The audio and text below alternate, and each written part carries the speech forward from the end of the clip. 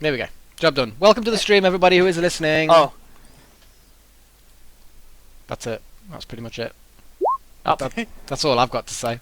I'm pretty certain we're just waiting for Ty to get back from making toast. Damn it! Toast quicker! Yeah, he's at 59. He's late if we hit 3 o'clock. Yeah. Truly a Herculean effort, that toast making. Yes. Oh, jeez, what the hell? My sexy voice, really? It is all about those low tones. To be fair, Rail, you don't have a bad voice. Do I not? I don't know. I've always hated my voice personally. Everybody hates their own voice. Yeah. The thing is, Everybody your hates their voice own sounds different to you because it echoes through the skull and all the soft tissue in the head. So your voice sounds different to how everybody else can hear it. Yeah, it's. Don't want to say too much, but you know. Sora's body, thank you, your Ice. voice. Nice. Did You heard me. Don't make me say it again. I'm very conflicted. You shouldn't be. And I suspect you're probably not. Shall I go and get Yogoloth? Will you be more comfortable if that came from Yogoloth? I would be even more concerned. Really? He knows you better than Melek does. Yeah, I know he does. Anyway, shall we get on with... no, Tynear's not here yet. Yep. And Oh, yes, is you he are. back? He He's is back with on his the toast. dot. Woo! Boom. Oh, thank you. So, I believe we're all here now. Cool. So we're actually gonna start the game at 3 o'clock. It's No way. insane. It's insane. Which Can't handle it. is It's not a miracle. happened. It's not happened in like... I don't know. Hang on a second. I'm pretty sure a couple of weeks ago we did as well, because we had that thing about a month ago where we were like all saying, yeah, you know what, it would be good to get here and get No, we still the started chat. at 5 past. Well, Yeah, no, we can start right now. okay. So, guys, we left off last time. We finally got out of Fallen. We had a little fight outside with, oh, what's his name? Lucius. Lucius. Well, we didn't really, did we? Because it wasn't him. No, No, it was his twin It brother, was wasn't like it? him, but it kind of wasn't. Yeah, it was his It twin was brother. a doppelganger. Yeah. That's Yeah. the weirdest thing, that his twin brother was a doppelganger. I was amazed by that. It's an unusual family structure. They're nobles. What you gonna do? Nobody wants to tell that one that he was adopted, but, you know... Yeah. Exactly. Or maybe that was the one who knew he was adopted, and he assumed the form of the other one to make the other one think that they were Anyway, carry on, Foxy. Yes. We then User in head your off to the channel city, timed out. and hey, we lost a player already. That Tiny. was fucking quick. Jesus.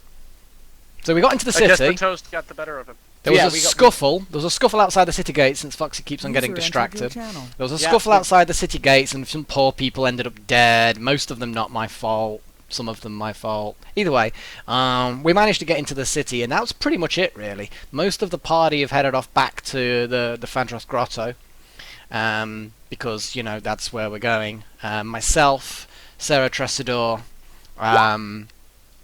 obviously the horses and the dogs and blah blah blah, and Cadrix are heading off to the bank in the Rich District, because that is where Sarah Tresidor's father works. And we have important business with him, as well as Cadrix's mysterious message that he can only deliver to him. Yes, and we also had the Duran giving the magical item to one Yep. of the city members, Yeah. which, yeah, is gonna. It's we're gonna a see that mistake. come It's a back. mistake that anyone could have made under the circumstances, but yeah. Yeah, it was a mistake, though. We can sort that out in one way or the Oh other. yes, and as for the ladies, they're having a bit of a chit chat. Hello. That we have continued on from last week. They've given you the last messages they did send, so that we're back at the top and we're just continuing where we left off. So that chat is going to be on the right hand side. I am going to do my best to read as much of that as I can. It's quite difficult, but we're going to continue on. We're probably going to start off with the people that we still have left kind of wandering around the city, which Lindrathel, you've just left Duran. He's just walked into the Fenarth Grotto. and you're now standing outside the Finneroth Grotto. What would you like to do?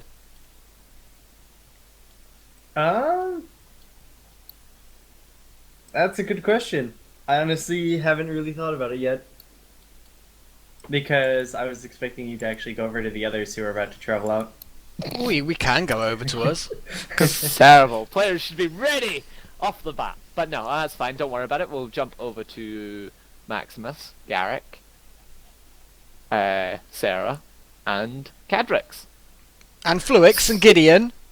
Yes. And I the went to horses. I spent And magical item to Silver. save them. And And Silver. the cards. And Silver, yeah, well I haven't been introduced to Silver. I don't know Silver yet. I just think card- it's like dancing lights kind of spell. I actually don't know anything about that yet. So, yeah. Cadrix, unfortunately, you are not on horseback, so you're going to have to walk at a bit of pace. How or short are the you? You could horses will ride have to go Maximus. slow. No, he's Oh. elf. Oh. He's elf-sized human, half elf, kinda quite tall. But yeah, I'll leave it to you guys. Where are we going? What are we off to? Well, we're just going to be heading to the bank where Nicole Tresidor works. I did point out last week for the people on the stream, the green line. Basically, it's our little fast travel system. So we'll basically I'll teleport the players to specific parts along the green line. That's the path that they've taken, and they'll see certain events and stuff like that. It saves having the trouble of just going square by square and traveling through a city taking 4 hours. Damn Follow the straight. green marker road. Yeah, pretty much. Yeah, the people that So- drew the lines normally, although you can change the colour, normally when people draw a line it will be their colour and you can see whose colour is whose in the bottom left of the screen. So you can see that the Yeah. green line is mine. So we'll move the players down to here. Right, and as you're walking along, Garrick and Sarah, Sarah's going to point out to you, Garrick, that the under construction building is Oh, no yes. longer under construction. Oh. And it seems to be fully furnished. It doesn't have a sign out the front or anything like that, but the house does seem to be full standing and looks empty right now. Doesn't you have a little quick glance in the windows? You can't see a lot of furniture. It just seems to be placeholders. Does it look like it's a residential building that's yet to be occupied, or does it look like a business that's yet to be occupied? It's unsure. It seems awfully Really? large. Wow. Okay. Yes, it seems to have a more domestic door and a business door. Your business door is So- kind of like oh, I just in see. front of the trees, and the domestic door is just here. Oh, okay, so it might just be a sort of business live-in kind of. Okay, interesting. Yeah, might be a bit like a pub kind of thing. Like it could be made into a pub, having the residents live upstairs who own the pub, and It would make a Kinda- good location for any business, really. I mean, it's right here on the way in through the city. Yeah. That must. so have- you do notice that. Also, you do get a cheery hello from just outside. There is a wave and a smile as a cheery hello. Our wonderful Christoph is already tending to his a little bit overgrown garden that is around the base of the tree. It's only got some simple flowers. Seems to be more of kind of like a hobby of his. But he's tending to some of the flowers and getting rid of some of the weeds. Okay, well, I'll wave as we're going past, and yeah, I'll have to catch up with him later because let's face it, he's yeah, He's a handful. I need to take a breath and prepare myself for that particular encounter. Okay. Move along just a tad bit more. And we're now down to the Passion Bar. Now, I'm just gonna...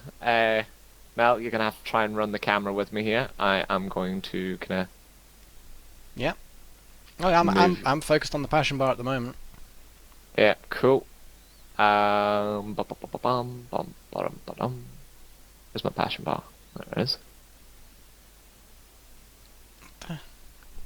Right, now, if you just shoot up to the right, Mm-hmm. you should see a I didn't see anything Literal- yet. little area where your tokens should have just Yeah, it's just appeared. Superb. And this is the front of the Passion Bar. It's a bit gives it in better light. The There seems to be a guard standing at the door. You haven't walked in. You're walking along the path. It's just this panel is a bit smaller. So I can't have you walking along the path. But there seems to be a gazebo at the front, and there seems to be two quite shady men talking in the gazebo. Is that actually the dwarf that we killed outside Fallen, or are you just reusing the icon? Give me a perception check. Okay. We all know how well this is gonna go. 13. You think you recognize him. You're not too sure. From the back, he just seems to be grey-haired and a dwarf, and is wearing a short sleeve. And you can't really see most of his tattoos from where you are. And is The that gazebo? Okay. That man is hooded, and you can't see him. Does he look anything like the guy, the wizard that we encountered outside of Fallen who escaped? 13. Definitely from where you are, you're not catching it. The only way into the gazebo is here, and as you're walking past, going this way, I believe, following the pink arrow. Well, Going we're certainly from right to passing by. Yeah. Yeah, when you're passing along, you don't really, because he's got his hood up, and he is kind of looking, and he's looking down and talking with the vines and the wood. You can't really make him out. You can see a little bit of the dwarf. You know it's a dwarf, just from the height and the kind of the build, but Dwarves you are a can't different see- height than normal people? I know, right? But It's a you lie. can't Everybody see- else is just taller. By like 2 feet, right? 2-3 feet. Yeah, they're pretty damn short. Yeah. Is it defining? I You think. can't see any defining attributes about the dwarf. Yes. Okay. Fair enough. Then we shall carry on, and I shall make note. Was the Passion Bar actually owned specifically by Lucius, or I can't remember what the significance of the Passion Bar is. No. The Passion Bar is the Uptown Bar. I just couldn't remember whether there That's- was anything else we knew about it. But fair enough. Okay. I'm gonna make Yeah. note of that. Yeah, your Passion Bar is the Uptown Bar, and that's why you've got quite a big, large orc kind of protecting the front door. Fair enough. Interesting. I will scoot you back down. Doop. And I think we're just gonna head to where the marker ends. Yeah. And we've arrived at your green marker destination. Okay. The Platinum was the bank, wasn't it? The Platinum, yes. And that's where. Because That's where the it works, house, isn't it? yeah, the house round the back is where all the valuables are kept, and that's where you reckon where the gem is. Okay. Well, let's just head on through the bank as well. As we're sort of going along, now we're sort of in a slightly nicer area. I'm going to mention to Sarah, as we're just sort of trotting along, that I noticed that the guards that came out to escort us into the city, I noticed that at least one of them seemed to have, well, looked to me like magical armor. I thought such things weren't allowed.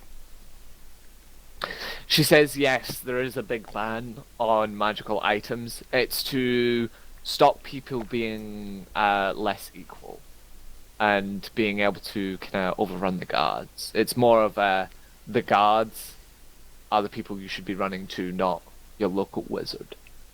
And that's how we govern this place. But we need something to make the guards be stronger. Of course, not all the guards wear the magical items all the time, so they're not intimidating, but when there needs to be riot gear, shall we say, that's what they put on. Of course, they need an edge. Yeah, that makes perfect sense to me. If they need an edge to maintain peace, law, and order, absolutely.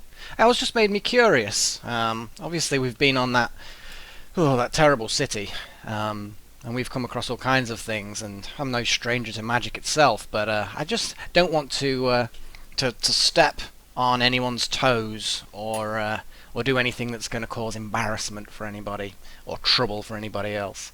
So I'm still new to the city, and I just wanted to make sure that I understood things correctly. Perhaps a deeper discussion for another time. Indeed. But Sarah does turn and goes, Cadrix, have you been here before? No, I have not. No, it's your first time visiting. Yes. Ah. Oh. I hope you do enjoy your stay. The platinum is just round the corner here. Okay, We we'll should- carry on. He's head just outside the platinum, and there's two simple lads kind of walk out. They seem to be quite bulky, not quite guards, but they recognize Sarah and they say, "Oh, madam, you're home. Should we take your horses for you and your animal companion, and we'll go get them cleaned and presentable?" Sarah will simply just nod and will look at you, Garrick. Yeah, I'll smile and nod, and yeah, dismount. Let them do that.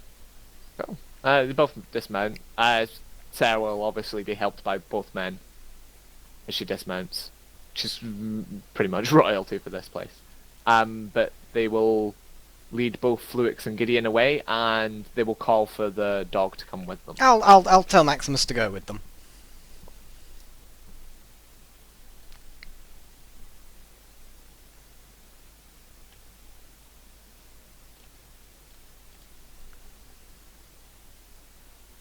There's Tressador's building.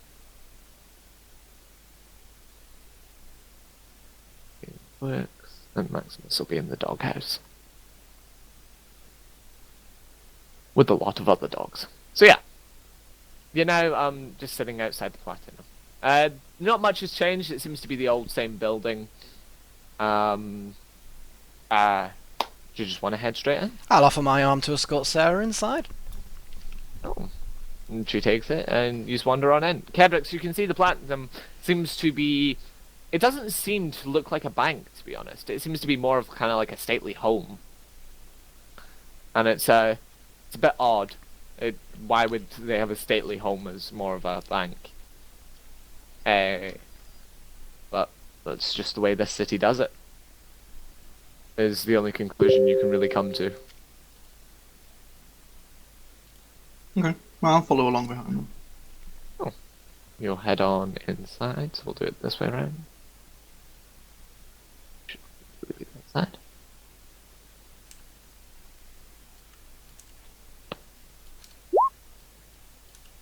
And there we go. We walk into the vestibule. And Garrick, again, you remember seeing this tiny little room the first time you entered. Oh, there it is. Yeah. Shows a quicker way of scrolling around. Yeah, you can click in your middle mouse and it kind of brings up the speed scroll. Yeah, but I needed to zoom out and then yeah. But either way, yeah, I'm there now. I'm sorted. Yeah, so we're in the vestibule, and it does seem to be. It has a couple of benches and a couple of flowers, and it looks okay. The doors are closed, so you continue on through, and you walk into quite a large room. It's very well lit, but I'll give you a nice big outline of all the rooms.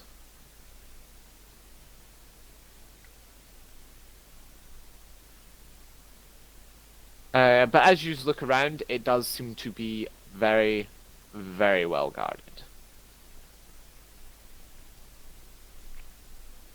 And, of course, sitting at the front desk would be Sarah, but as she was away, her mother took her place, and Foxier is standing. Well, isn't standing, she's sitting down at the desk, and she seems to be sorting with some papers. And she jumps up and she goes, "Oh, Garrick!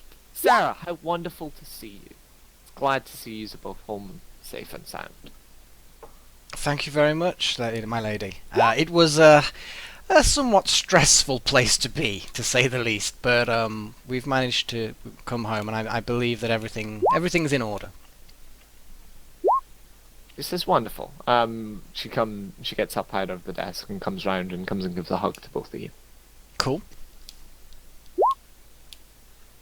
And she goes, "I'm guessing you'll want to go and see McCall then?" Absolutely. If he is available. Oh, indeed. He's just finishing up with a customer.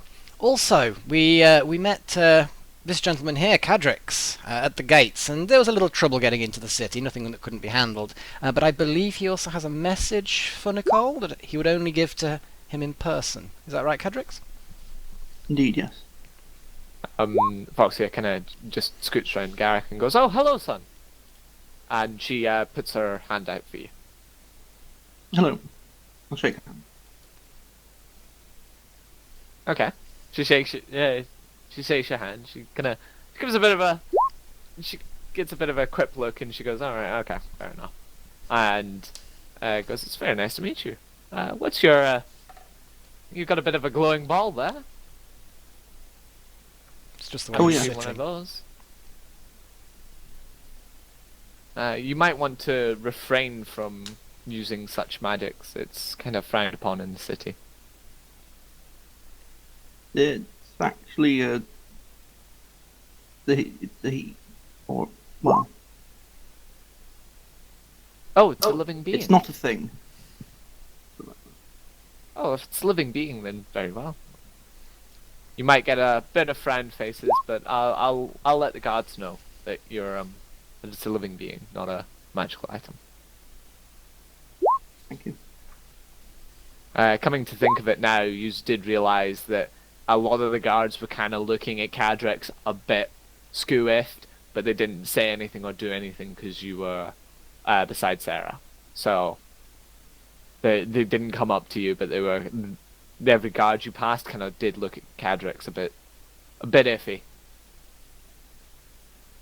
But Foxy says, "Yeah, just make yourselves at home, of course, and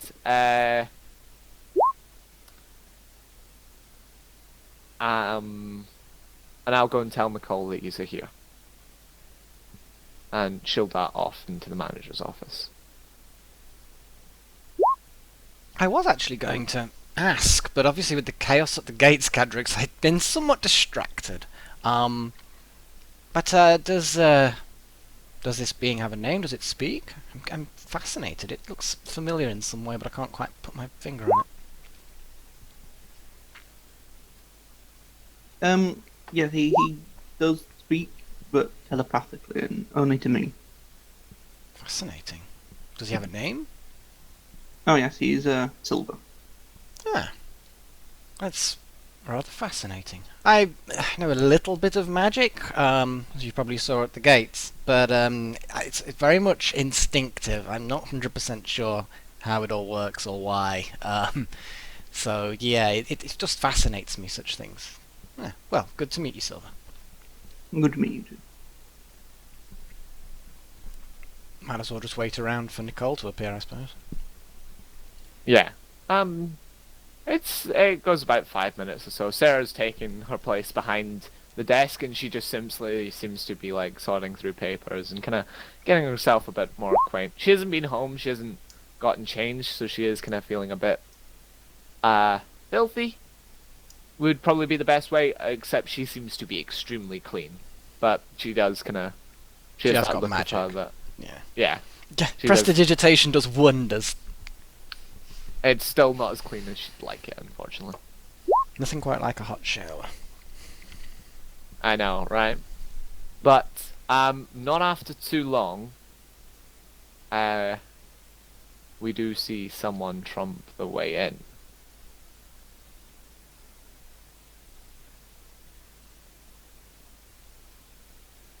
Doopy-doopy-doo. Is it Lucius? No. But Is it well, his How ooh, disappointing. third brother? technically, it is Lucius. Just not the same one. As he comes bursting through the doors, both doors swing open. Actually, almost hits one of the guards, but he swiftly manages to put his shielded arm out, and it kind of the door just kind of ricochets off of his shield. I'm going to turn around to the noise and see that it's Lucius and smile. Of course, this is Lucius Thanaroth. He seems to have a bit more life in his step. The last time you saw him, he looked a bit more grey and old, but however, he's looking quite a bit lively right now. He is red, he is fuming with temper. I mean, just for let everybody else know, and correct me if I'm wrong, but this is basically the Lucius we met outside the gate. It's his father, not actually Lucius. That was Lucius Junior. This is Lucius Senior. Yes. Ah. He's the Lucius that you met outside the gates. Was Lucius the Second, I believe, of Thanaroth is his name. Yeah. Is his full title. Lucius the Second of Thanaroth. Lucius of Thanaroth is his father. And yeah. And he's one of the three lords. Now, is he fuming at me, or is he fuming in general? He seems. Wow. Do you want to give me an insight check? Insight. Oh yes, that uses wisdom. That's my most powerful thing. I know, right? No, don't worry. I am proficient at insight, actually. 16. Yeah. He is pissed at you. He's also pissed at the Trestadors. He's also pissed that there's something magical in front of him. That's not you. So he is. But he does burst in, and he goes. He starts yelling quite loudly and quite fast. And you don't quite catch what he says because he doesn't seem to be speaking at all. He seems to just be yelling, and it's not actually words. It's just kind of like. So basically, he's a drunk dwarf. A little bit. I was gonna a say little bit. drunk pirate, but yeah, dwarf works. Yeah, he Because if doesn't. the two are mutually exclusive. Tasmanian devil. Okay, Drunk I'm pirate gonna dwarf. I'm gonna put just the palms of my hands out, not completely at arm's length, but just to try and calm. I'm gonna say, please, my lord, please calm down. I can't understand a word you're saying. This is not gonna solve anything. If you try and calm down, and we can discuss this civilized. What seems to be the matter? He goes, you guards, arrest them. What? What for? The guards will very quickly draw their swords. Okay, I'm going to put the palm of my hand on my sword, but I'm not going to draw it, and I'm going to say, excuse me, what have I done? Lucius will his temper will start to flare again. Attacking my son! Attacking my son! Arrest him! I have... That guards- duel was perfectly within the rules. He had slapped Sarah Tressador, and I challenged him to a duel, and I beat him fair and square. He came to no real harm. The guards will move in close and with the swords drawn. However, Sarah will panic. She'll kind of step back in her seat and kind of stand up and be like, "What's going on?" From the noise of everything going on, Foxia and both Nicole emerge from the manager's office, and they swiftly come down. And Nicole simply shouts, "Guards, halt!" And the guards will stand their ground.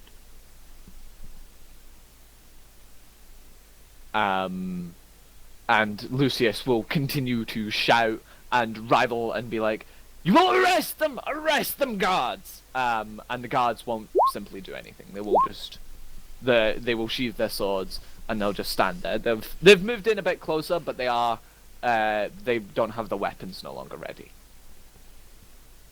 I have no idea what you're on about, sir. Explain yourself. When did this happen? The only time that I have attacked your son was at the ball, and that was against my better judgment. But as everybody saw, that matter, as far as I was aware, was resolved. Although, admittedly, not probably to everybody's best interests. I fail to see how bringing this matter up again is doing any good whatsoever, especially here in civilized place. This is not the place to be behaving so uncivilized. Please, explain what is going on. Lucius will kind of just ignore you, and he'll turn to Nicole and say, "Tell your guards to arrest them. They attacked my son outside the city walls." And McCall will kind of look over and be like, and we'll give you a bit of a glancing look, Garrick, and we'll turn back to Lucius and be like, do you have any evidence of this? You have no authority in this part of the city, nor any authority over my guards. My guards will do what I tell them to do. And if you don't act like a member of the council, I will have you removed from this place. Now, you say your son was attacked by Garrick here. And Lucius goes into another fit of rage as he starts to scream at McCall. McCall stands there very, very strong and doesn't waver at all. And he quickly turns about and goes, "I'll get you, Garrick! And your magical friends!" And he will storm out, slamming the doors again. And will leave the building. Well, he seems very personable. He was more He seems like a friendly chump. he was more personable in the ball, to be honest. He was quite exasperated at his son's ridiculous behaviour, but obviously if he's believes that this has happened, I know exactly what he's talking about, but he's technically wrong. But yeah, It's probably the son misleading him. no, it's either the son misleading him or the wizard that escaped misleading him. Yeah. The wizard that escaped may not have known that it was a doppelganger, at which point, yeah, who knows? Okay, anyway, let's go back. I will turn, once Lucius has stormed out, I will turn to Nicole and say, I think it's probably best that we, although I am completely innocent of what he is claiming, I think it's probably best we discuss other matters, especially to do with what happened in and around Fallen in private. He says, "Yes, I think we should all head into my office." McCall will turn to the guards and be like, "The building is now shut. You will not let anybody in or out. And as for Lucius, if he dares attempts to come back in, you will stop him. You will leave him in the vestibule, and you will fetch me immediately." Guards will all nod, and some will disappear into other rooms, and it's like they probably went to go and lock doors and kind of properly lock up the place. Okay. And the other two guards that were this side of the door, they leave into the vestibule and stand side by side with swords drawn and shields, as the doors behind them are locked by two other guards who sit and take their place. Fancy. Yes, a couple of guards disappear off into different rooms. Whoop. And one other guard will come down and will take Sarah's place. As she says, "Father, I'll be heading home with Mother. Here's what you requested, and you can talk to Garrick about it." As she will turn to both Cadrix and you, Garrick, and give a curtsy. I will bow back. Cadrix? I'm still a bit stunned by the whole shouting match. Which is fair enough. Okay. And again, Foxia will do the same. She'll come to both of you and she'll give a bit of a curtsy. Yep, I will bow again. She'll come up to you, Garrick, and she'll give you a kiss on the cheek and say thank you for bringing my daughter home safe. It was the least I could do. And they will head. One of the guards will unlock the doors, and they'll head through, and then he'll lock them again. You hear that there's the guards say to the madam, the man of the house told us no one's to leave, and she goes, "Shut up, you idiot, let me by." And they both go, "Sorry, madam," and both kind of move out of the way. It seems a bit muffled because it's through the door, but McCall kind of gives a bit of a chuckle, and both ladies leave. Well, they're gone. So McCall turns and goes, "Yes, we should head to my office. Garrick, if you'd lead the way, please." Of course. You might as well move us there. I will happily do that, Yeah. since I can't actually Oh. see it yet. Yeah. And Cadrix, I'm guessing you just simply follow on. Oh yeah.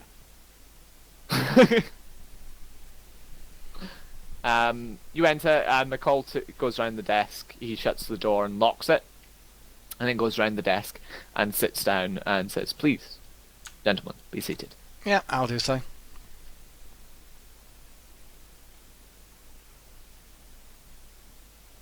Yeah.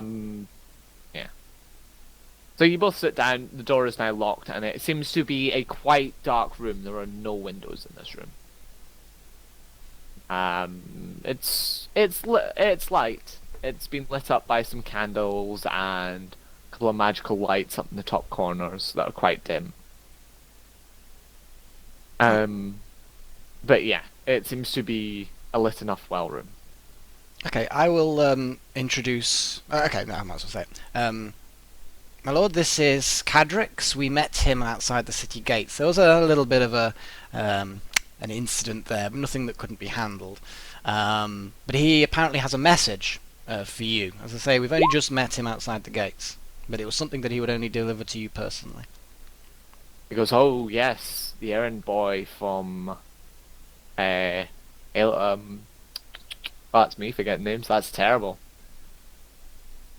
The message boy from Help him out there, Cadrix. New Fulham.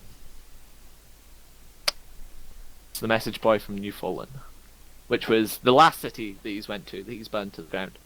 We didn't burn it to the ground. There was just a few houses, and honestly, He didn't do any of the burning. technically, this is true. It was a god that did the burning. It's not. It was a our god. fault. Yeah, exactly. You can't argue with gods. It was clearly the buildings were unsafe and needed demolishing, and that's the gods. There is no evidence at all that he burned anything. Except the Correct. cleric that course not. summoned the god. Well, he's not here. So go talk to him. Anyway, end of It's the hard to be subject. accountable when you're in a portal. Yeah. There he goes. Thank you. Cadrix, this is on a letter, or is it just through word of mouth? It's a letter. Alright, superb. Can I'm actually there he goes. Thank you very much. He asks if you've read it. No, I have not. That's good. Indeed. He opens up the scroll and he spends a couple of minutes reading it. And he goes, right, okay. Garrett, do you want to give me a perception check? I should have taken proficiency in perception, not fucking insight. Yeah, probably. It's true. You see, that's not even just my skill at it that's bad. That's just a bad roll on the whole. A 4 and a 2. I mean, for goodness sakes. Yeah. So yeah, you don't quite see it. Cadrix, do you want to give me a perception check? Let's see if you can see some things on it.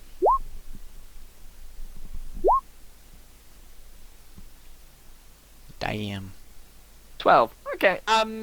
You do see a couple of things. There seems to be a seal at the bottom, with kind of like a dragon holding a shield.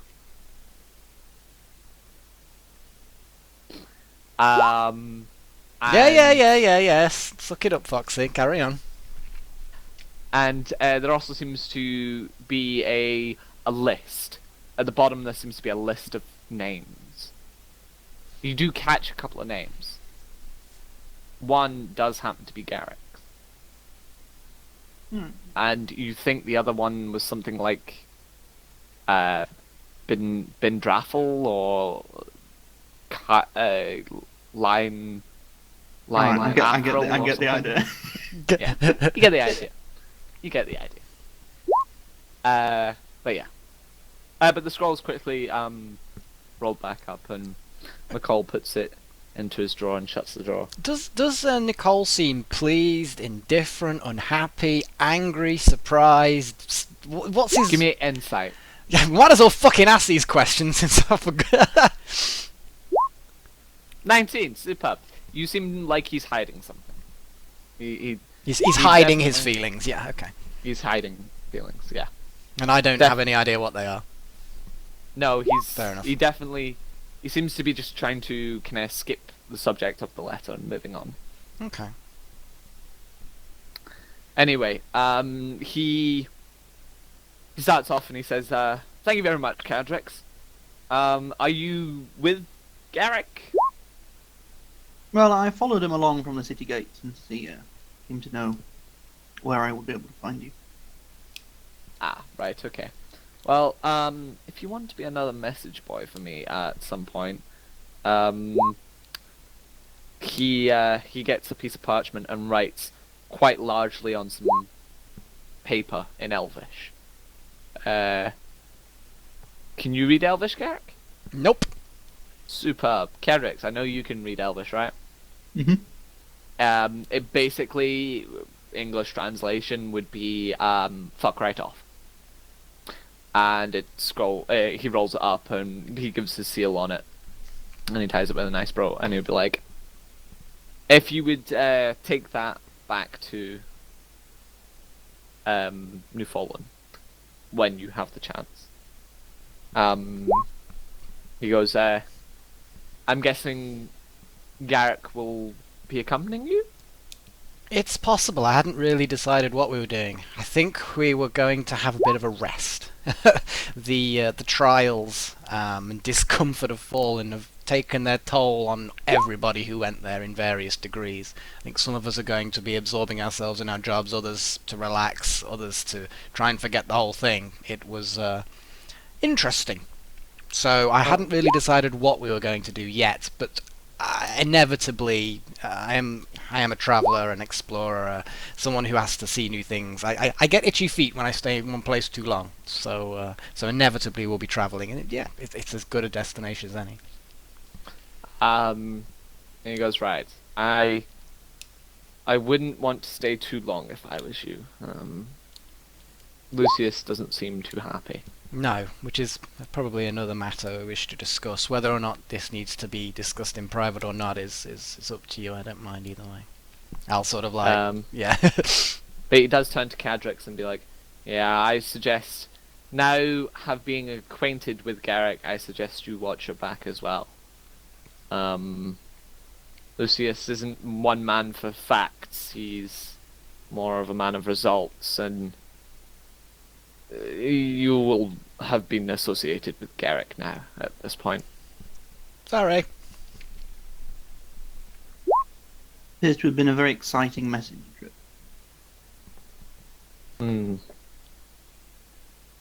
But I suggest you be wary where you go in parts of towns. There are guards loyal to the Tressadors, there are guards loyal to the Thanaroffs, and there are guards loyal to, well, I get the pronunciation of this correctly because it's the Uriks.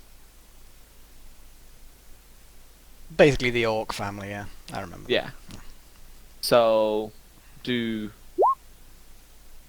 just hope you don't wander into a dark alley with some of Thanaroff's boys. Then what I would suggest, Cadrix, myself and Nicole have other things to discuss as well, and it probably is best you know as little as possible, perhaps. However, if you want to wait for me, and then we can head back together, and then at least then that's going to be a little bit safer. Or you could head back to the grotto where everybody else is staying, so as not to be seen any further with me. It's really up to you. But yeah, I'm going to be here a little bit longer speaking to Nicole, so it's your choice what you want to do. I think I shall wait for you. I do not know my way around. That's fine. He says, very well. Nicole stands up, and he kind of gives a wave of his hand, and the door will unlock. Okay. I'm gonna go sit down. Put your feet up, You, trim your nails. yep, you can sit down, and you will, the door will shut, and it will lock again. Do you want to do What- anything, Cadrix, while you're waiting? I'm gonna or- lean back in the chair and close my eyes. and close your eyes? I've been sitting on a bumpy wagon for weeks. These are probably very comfy chairs as well. So They are. Yeah, that's what I was thinking. There is actually a couch down in the waiting area. You can go lie down on the couch if you wanted. I've already sat down on the chair now. I'm not moving. Are those lazy boys? Oh, for goodness sakes. Yeah, why not? Magical lazy boys. They've even got inbuilt massaging mechanisms, different settings. It's all amazing.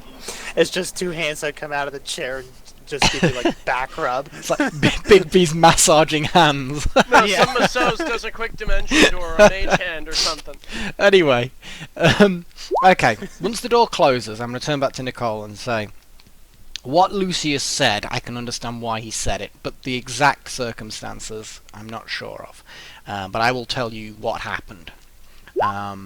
We'd been in Fallen for as long as you imagine, and we'd exited the city after having gotten hold of the item that your daughter wished to get hold of.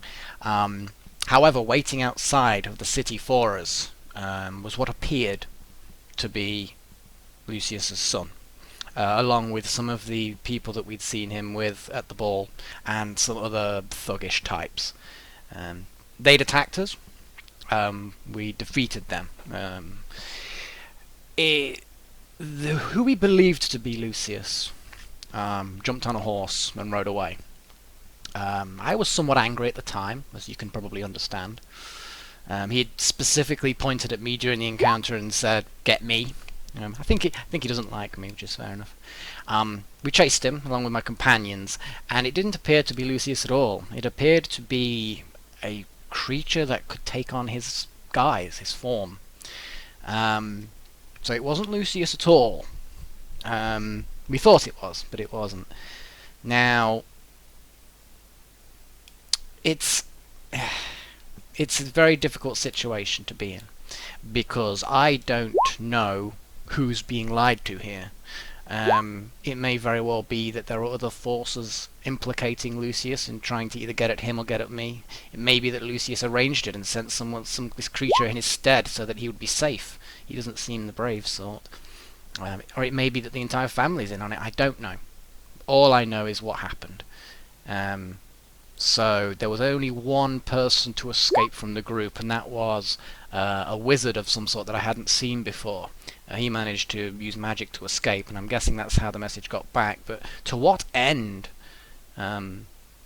this is, I don't know. He seemed... Actually, can I, Foxy, before I go on, can I do a retrospective insight on when Lucius came in through the door? Do I believe that's actual anger? Does he believe what he's saying? Yeah, give me an insight. Yeah. I believe that Lucius believes that I attacked his son, but who is telling him that, I don't know.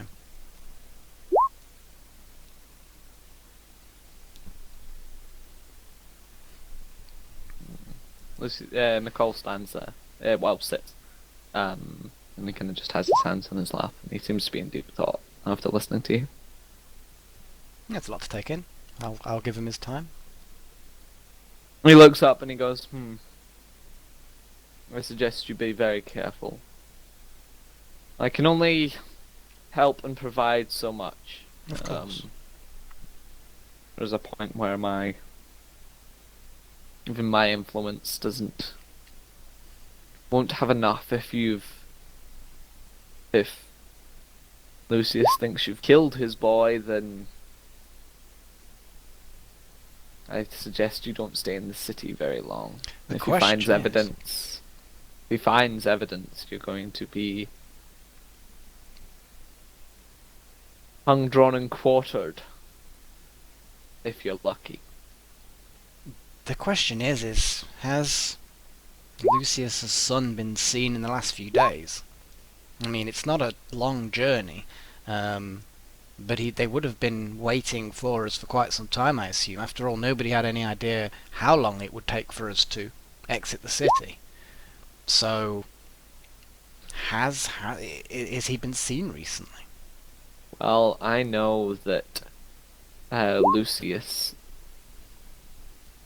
son, Lucius, left with his mother a couple of days ago. They were just going to the stately home up in the mountain. And nobody's heard from them since. That's not unusual, to be fair. But if he thinks you've killed his boy, and his wife hasn't returned yet, I would definitely be very careful. There was It one goes- other thing. Sorry, yeah, carry on. That goes for all your friends. Well, I appreciate your candor. I suggest they be very careful. One other thing.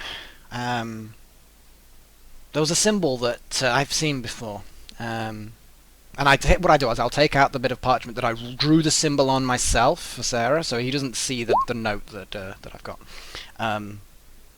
This symbol was on his person, and it's something that I've seen before. I don't know whether it means anything to you. Sarah says she may have. It was familiar to her in some way, but she wasn't sure where she saw it before.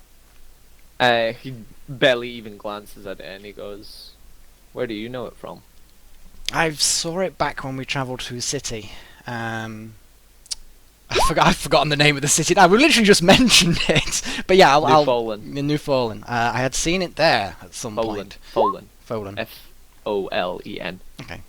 Newfoundland. It was on somebody's armour. An unpleasant person's armour. And it's something that I had seen before. So I was just Yeah. curious whether it was relevant. What have you done to piss these people off? Well, I'll give a thin-lipped smile, not an amused smile, but an ironic smile, and says, "I'm not 100% sure, but I certainly do not want anybody else to get any more involved than they already are. I just wish I knew more about what was going on." Well, at these times I suggest you stay closer to your friends than further away, as there might be some difficult battles up ahead. These people are not to be taken lightly. Be afraid of every corner. Be afraid of every dark spot. Well, I've not much been afraid of things in the past, and to be fair, sir, I think I'm not necessarily one to be trifled with either. I hope to get out of this in one piece, but if I see an opportunity to strike back at them, I'm not going to hesitate. People don't cross me and those that I care about lightly either, but life is never simple. Indeed. I assume, up onto slightly less dark topics, I assume that everything's in order with what you instructed Sarah to recover? Yes. She recovered the box. Fantastic. Well, I'm glad to have been of help. Yes. And now I'm guessing you would like payment. I tell you what, at the moment, I'm okay for expenses. It might be something that, within reason, I come back at a later date if I do decide to leave the city. Because at the moment I don't necessarily know what I need. Well, fair enough. I will let my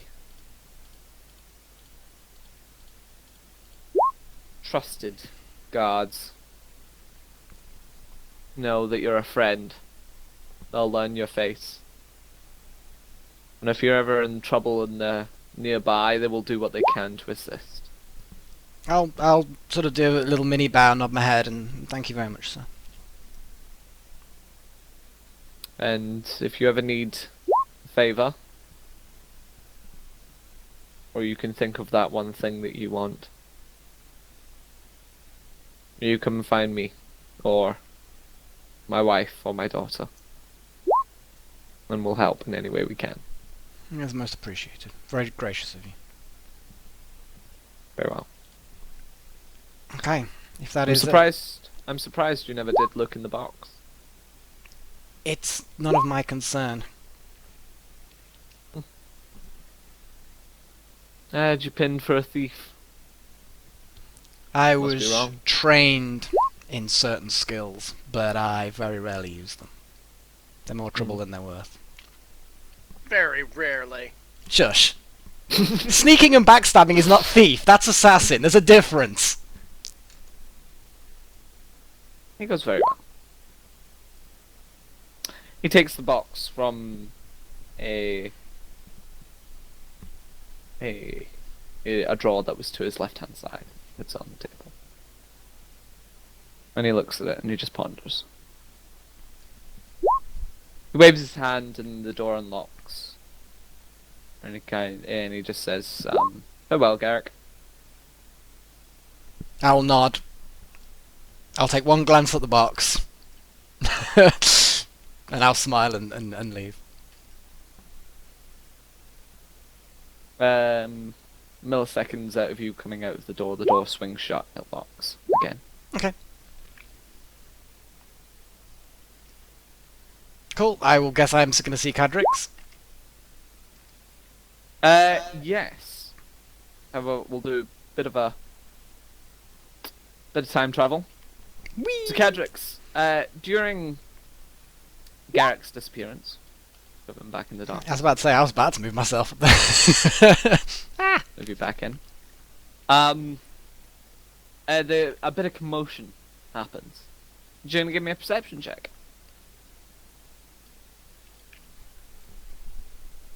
14. Okay.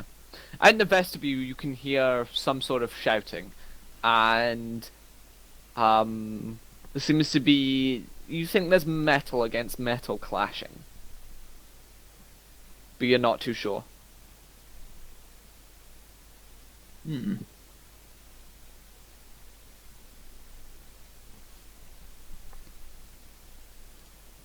The guards this side of the door both do turn round and kind of both look at the door and look like they're ready for something. As the other guard at the desk kind of stands up.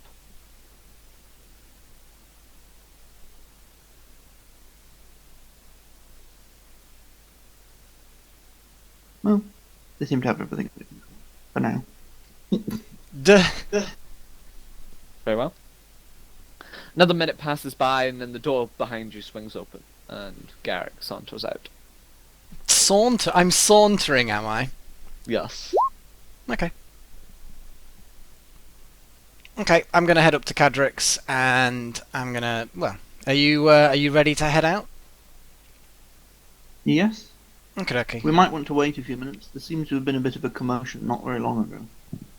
Oh, there's more trouble. Well, I heard a clash of metal Hmm. in the engine. Okay, I'm just gonna kind of go here. Can I see anything through the? Are these doors open or closed? They're locked. Yeah. They're shut and locked. Can I hear or notice anything? Yeah, the clashing it is kind of probably verbally hearable now that you're looking for it. Okay. So does it sound like sword fight, basically? Not quite. There seems to be some muffled tones. There isn't yelling. There seems to be quite a bit of heated discussion, and it's probably shields bashing off of kind of armor kind of thing. So basically, people trying to force their way in without actually fighting, and then being pushed back without being attacked. Yeah, Yeah, great. Well, It's- that's it's- going to be fun. they are being guards. They're properly. If it is just regular folk, the guards would beat them to a pulp, even without their swords. But if it's maybe armored people, then the guards probably don't want to draw their swords just in case it turns out into a fight. Or warriors, fighters that are employed by another house, for example. I mean, for example, to fan her off, who knows? Possibility. Yes, Possibility. possibly. Is there perhaps another way out? Oh, that never happens. Not that I'm aware of. It might be worth us asking. And you know what? I'm going to head back to the door that locked, and I am going to knock on it. A noise happened this side, but nothing seems to travel the other Oh, side. of course it'll be secure, won't it? Goodness sakes. Is there a... okay, I'm going to head to this guard here. That one. Mm-hmm. And I'm... He's standing and he's got his shield out and he's kind of like holding the hilt of the sword. Do we know what's Not going at- on out there? Not at Not me. at you. I know. He's ready in case something, the doors burst open and hell is unleashed. Yeah, I get that. Yeah. I'm going to ask him, what's exactly happening? Do we know what's happening out there? He goes, no sir. And he gives a bit of a whistle. And 2 or 3 guards can appear from a couple of the doorways. And, he goes, I think it's time for you to leave now, sir. I think that's probably for the best. Is there another exit that has less, incidents going on? He says, give me 2 seconds. There's like a small little, kind of like ball. It's almost like a crystal ball, on the table, and he kind of waves his hand over it, and kind of lights up. You actually notice that this crystal ball is in McCall's office as well. It's a communication-y type thing. Okay. It's a palantir!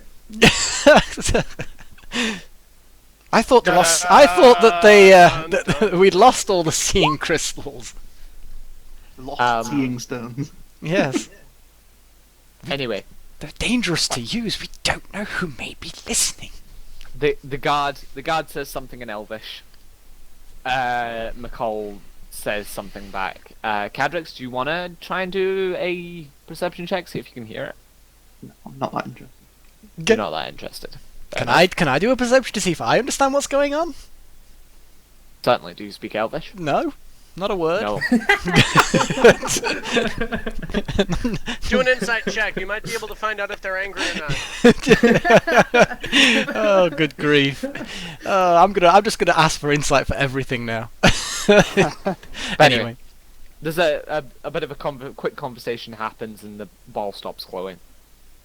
And the guard whistles a bit loudly this time, and a couple of more guards come from other areas.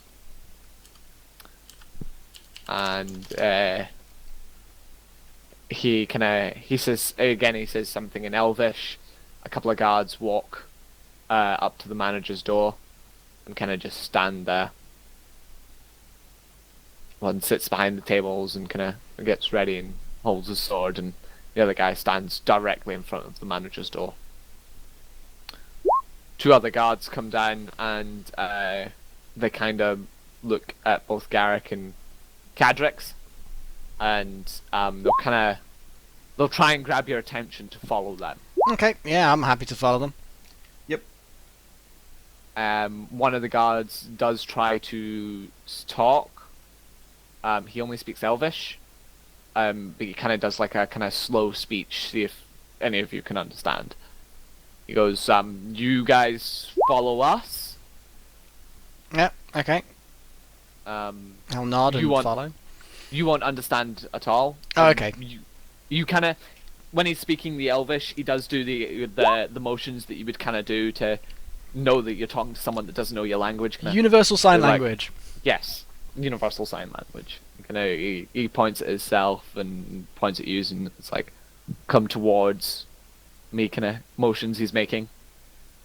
Cool, I will follow them. Are you going to point out anything, Cadrix, or are you just going to follow simply? I'll just follow them. I don't think anything needs to be said. Okay. Yeah. One guard will head up to this door, and the other guards will wait for you guys to follow him.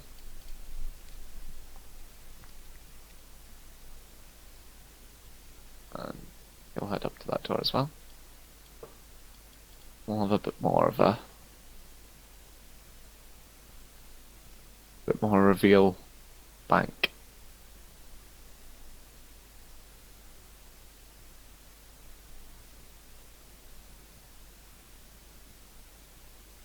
That guard will head on through. That door.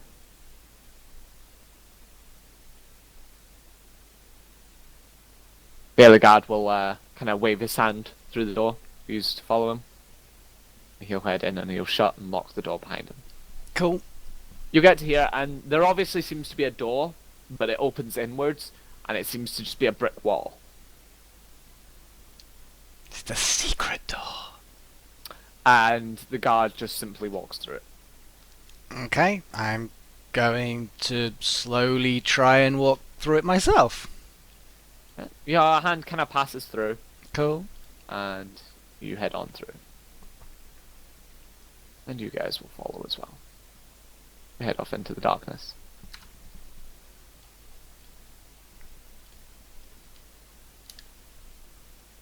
Right. Are we on the main In map the- now? Or? In the meantime, because we did quite a bit there, Okay. I'm gonna head back to everybody else. Everybody else. Well, damn. Yeah, Lindruffle, you've entered the bar, and you've come to sit down with Duran, and you've had a bit of chat. I hope the chat's been able to keep up with the long conversation going on. Yeah, Yeah. I'd say so. Yeah.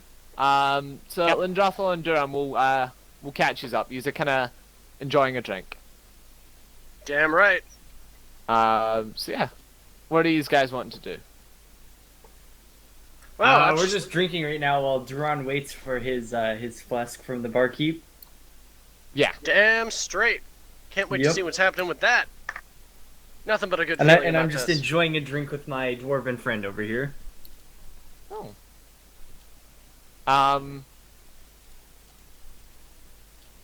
You both will notice Rekani does leave. And she'll leave the bar. She'll disappear for a bit.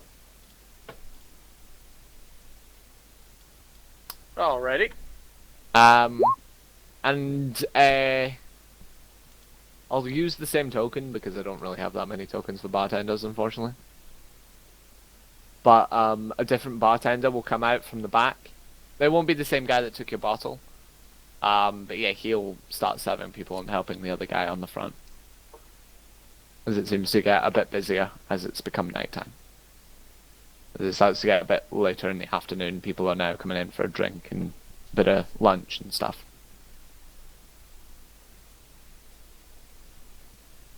So not much is happening in the bar. It seems to be quite quiet. There's a couple of girls selling themselves. There's music playing. Actually, no, I can save that for possibly tomorrow. I'm gonna have to hunt down somebody who knows where the most up-to-date information on the airship movements are. Because getting one of those just to have is definitely a goal.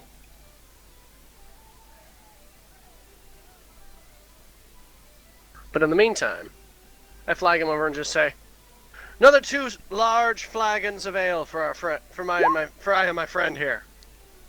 The bartender will simply nod and he'll get you your ales, of course, 1 dwarven size. And Lindrath, are you drinking dwarven size as well, or are you...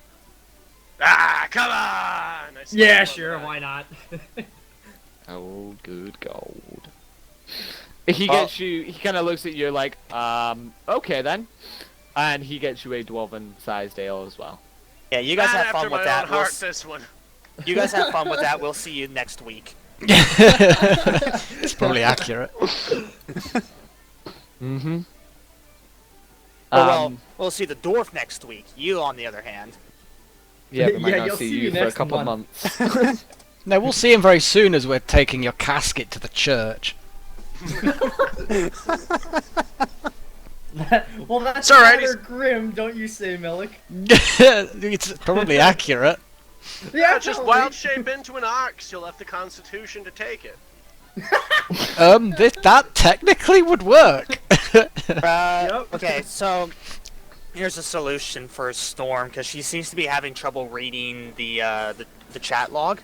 We could invite her into Roll20. Yeah, but then we can't invite everybody in is the problem. Do you want me to do a zoom in?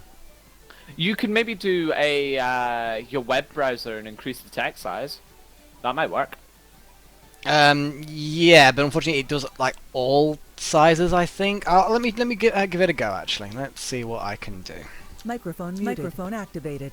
I'll be back 2 seconds.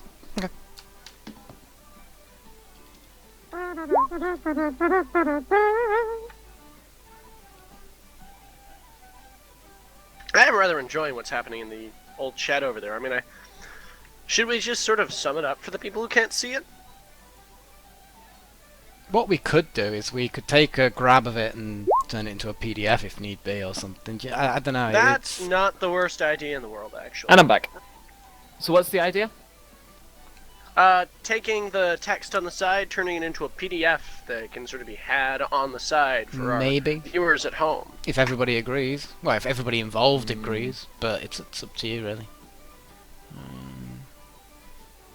Yeah, it's you would have to do that at like the end of the game and kind of would have to scroll wheel and there'd be a lot of paste and Wouldn't copy need to kind of scroll, thing. it's in the chat log history at the top, there's an option.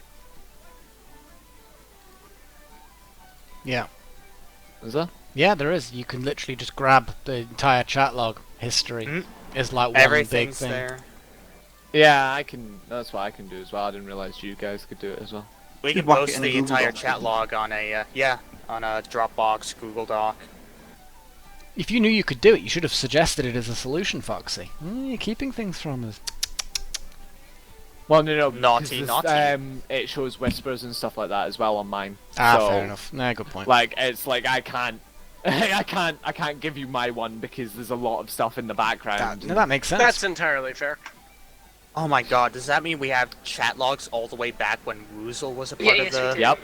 Oh my god. So basically, we records can the actually whole see, thing. you know, when little comments and they're going, Foxy saying, no, they're diverging from the plot line, how do I fix it? Yeah, that was a thing. Wait, in fact, I think if you want to properly go see It's that, never you can stopped go and being a see thing? sidelines. You can. I've come to terms with it. I was naive back once a year ago when this game started. A year and a bit this game's been going, so yeah, I was naive back then. We all were. Except me. Well, you are ancient, and you've been playing this for a long time. Yay! You are like a couple hundred years old at this point. Anyway, so yeah, you're just simply drinking away. The music is nice and it's not too loud. A couple of people listening, a couple of people are chanting away.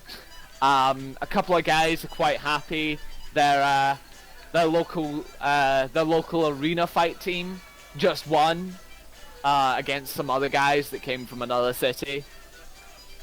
And Oh no shit, I love arena fights. yeah, they're all singing away, and then they've got like some hometown tunes. Some of them seem to be a bit weird. They're like, "We don't drink the golden dragon's piss. We don't What? drink the golden dragon's piss." And it's a. Some of them are quite odd, but it's. Quite odd. That's what Yeah. you determine as quite odd. You give a bit of a look at some of them, but it is. They seem to be. Knowles have the weirdest chants for sports. There's no topping them. Yeah, they seem to be. They're singing away and they're having a good time. They're having a few drinks. That's good. That's good. And yeah, there's not much else happening at the top. I'm guessing you guys just want to keep drinking and talking away. Well, unless something suddenly appears and starts disrupting our good time, but I somehow doubt that's going to be the case for now, unless there's a giant time lapse till morning.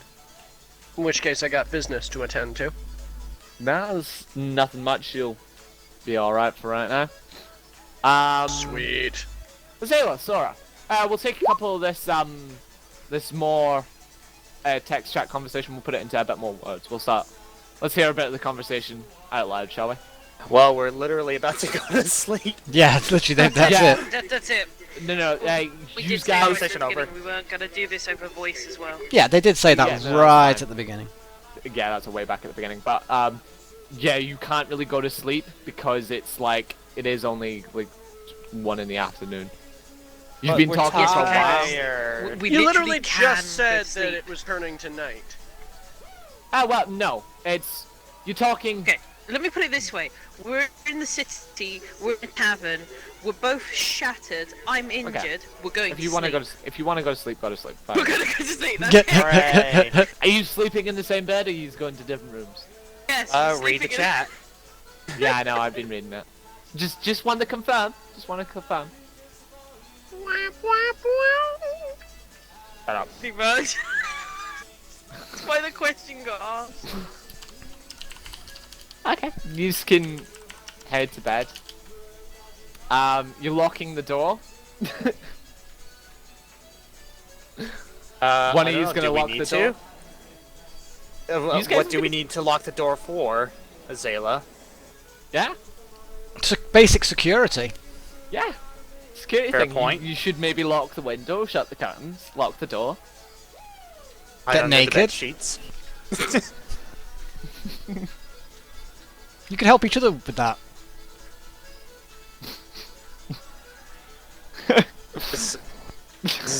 I'm very concerned about where this may be going. Oh dear. Yeah, No, there we're it not going is. down that route. Does Like a couple corny of movie music candles start running playing? This is starts to... Haven't I got something for this? Give me 2 seconds. Oh, I'll have a good look at the grief. music list. I have my music turned off on Roll20 so it doesn't annoy me. Wait. We need the oh, what the hell was it called? One sec. Making a perception check. There we are. Just gonna post that. Careful, it is a bit loud. Was it? Oh my god. Tell me dude. I see. Tell me I hear them. Tell me I hear them stripping. How do you hear that? That depends how good your hearing is with the clothes sitting the floor, you know. Sorry, that was a Exactly. bit loud, everybody.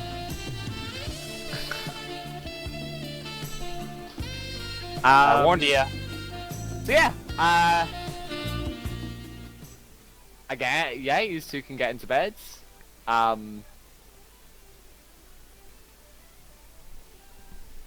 And Inca will go to the bottom bed as always, and as used to head off to sleep. Inca will grow in size, of course. Oh Will my! take up. I think, to be honest, if I was in the... Dun, dun. Two ladies and I Inca. was about to say, look, at the end of the day, if I was in that room when those two were Sorry. stripping and getting in bed, I think I'd get bigger as well. Who wouldn't, right? Yep. I'd grow 2 feet. Jesus Christ. I think you pass out at that rate. You got no idea Dude, how much like you blood would think that pumps it would through take enough dwarves. blood from your head that you would pass out. No. Yeah. Inca gets louder, and are we gonna fade to black, or he's just gonna go to sleep? We're just gonna go to sleep.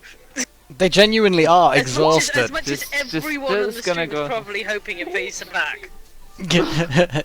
Let everybody think something happens, whatever they want happen. They can just let them think it. They're just sleeping as good platonic friends, platonically. Platonically. Yes, of course. Yeah, Uh-huh. they're platonically sleeping platonically as platonic friends. Platonic. Yep. Yeah. And Azela, of course, is completely straight. Of course. And so is Sora. But we don't know about Sora. Wait, is Azela completely straight? No. No! No. Yeah, she, yeah, slept with she slept with Miranda. I knew that, but What do you the mean way you- you said well, it, You sounded- knew that. You still had a. The difference, the No, but difference that is, didn't count, the obviously. difference is Azayla has a complete and utter respect for Sora, and she wouldn't do anything like that without Sora's consent. That's why she asked. That's why she's gonna try and convince Sora, I suspect, with kind words and soft touches. No. No, okay. She's gonna take advantage of her Only shattered bards had state. some kind of a charm effect. Yeah, bards. Yeah. Roll performance and Charm first. persuasion and see if Sora succumbs. God. If only I'm a level 7 monk, I can instantly deny being charmed, It's not a charm. It's just basic charisma or skills. something. It's not magical. Ah, whatever. Oh, they were actually really mediocre. I'm guessing that's Yeah, a sign that terrible. Sora that doesn't actually. I'm guessing that's a sign. Azayla, like I said, completely platonic. We're very much, like sisters.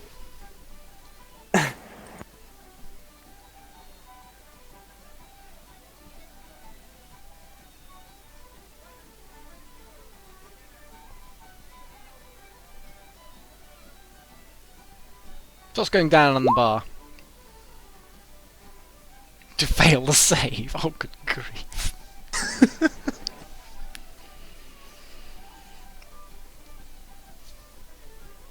So bad. So what's Anyway. Lindrathel and Duran Yeah. in the bar? They're gonna go to sleep. They will have a long rest, undisturbed, of course. Maybe. I mean, maybe. We hope. Where's the fan art when you need it? Of Sora and Azayla. Well, We're like- not fan Our fiction. D&D session is not popular enough for that. No, this is unfortunately true. Okay, wait, hold on, 2 seconds. We're gonna have Oh, like no. Sora Azayla / fiction written. Hold on. No, with Well, the well- big giant cat. The problem we've got. We'll definitely get some fan art for it.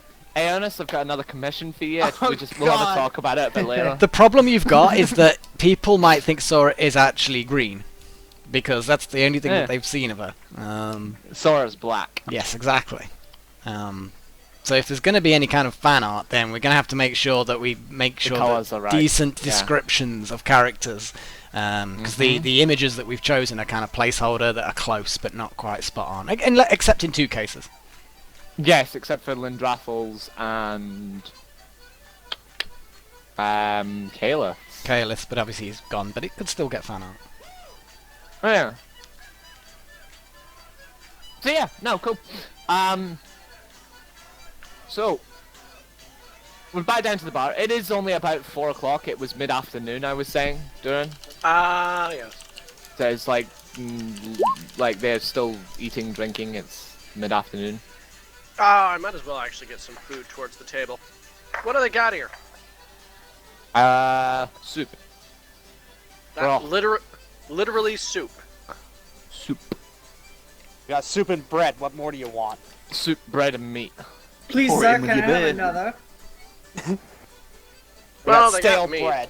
Give me a persuasion check, Lindrathel. Oh, really? Yup. Okay. That's actually Boom! pretty decent. He goes, certainly. He kind of looks at you like, Jesus, that dwarven beer has already taken quite effect. And kind of walks over and just gets you another 2 balls and brings it over with some bread and a lump of meat as well. Hey! You're the Fonz now. The food will More probably help. funds, exactly. Yeah. But yeah, it's gonna, for your night of drinking and eating, it's probably gonna cost about gold. That's fine, that's fine. Gold and a half. So, gold and 5 silver or something like that. Sure thing, let me just subtract that. Cool.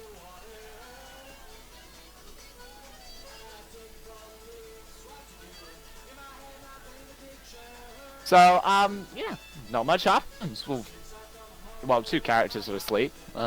2 are drinking and getting drunk and eating, and the other 2 have a dangerous travel ahead of them. Yeah. I know you're Yeah, trying. it's good to see that we're all relaxing. Yeah, well, I had stuff to do, and now Sarah's So buggered do I, off. and it can wait till tomorrow. I feel like going to Sarah's house and banging on the doors. I'm scared. Let me in. Can I stay here tonight? People are trying to kill me. We're just gonna have a downtime episode. In fact, actually, I don't even know where my fucking horse and dog have gone. Little- Yeah, they're just kind of They've been kidnapped by Lucius. No. Well, maybe. Uh, I would. Oh, I would be very unhappy. So are we? Okay. on. Go I was trying to put you back on the map and you disappeared. on. I am magic. Right. Gotcha. So you come out and the guards kind of just leave you there and they're like, right, just sneak around the side of the house. Okay, I'm gonna ask them. Unfortunately, in common. Whereabouts were our horse and my dog taken? They both kind of look at each other. They can understand common, they're just not allowed to speak it. So they kind of both look at each other and kind of go,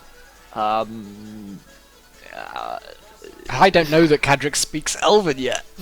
yeah, they kind of both look at each other and they're like, I'm going to turn over to Cadrix and say, do you know Elvish? Because these guards can't speak anything else. And then I look at him and I'm like, you must speak Elvish. You have to speak Elvish.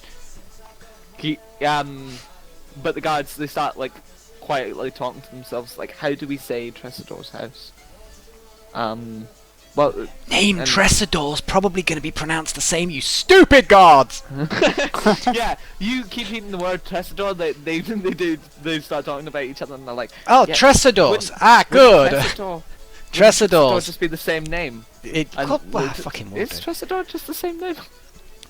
Tressidor! talking- Okay, thank you, and I'll smile and yeah. Those wacky common speakers. They'll look up and they'll go, what? And they'll kind of just shake their head. I'll bow slightly and to them as a thank you, and then just yeah, we'll. They'll fall back into the wall. Okay. Did I hear all of this? Yeah. Yeah, I'll just say to Gary, they said that it's at Tressidor. Yeah. Okay, I am going to consciously memorize exactly the part of the wall where that door is. I know I Okay. probably can't get through the next time, but I'm going to memorize where the door is anyway. Cool. That's pretty much it, really. Cadrix, I'm going to go and collect my horse and my dog. We may... whether you want to head to the Vanaroff Tavern yourself, or... In fact, Well, I don't know where it is. yeah, it's... well, yeah, I don't know, it's during the day, you could be probably alright, but yeah, you can follow on if you want. It may be quite interesting, so you might, unless you're very good at sneaking, I suggest you maybe stay back a little bit, because we're going to be going to the Tressidor's house, which is right near Franroth's house. You do hear a bit of a kerfuffle the other side of the building. Now that you're outside, you can hear the guards seem to be shouting at more guards. Excellent. They are all speaking Elven. Okay. I need to learn Elven. I need to learn more languages. We probably don't Wanna- want to go around the front. Okay, here's a question. I'm going to draw a line as per usual, Foxy, and you can tell me whether or not the line is even possible, or what obstacles is going to happen. Okay, where's the Tressidors? Okay, so I'm thinking of going, like,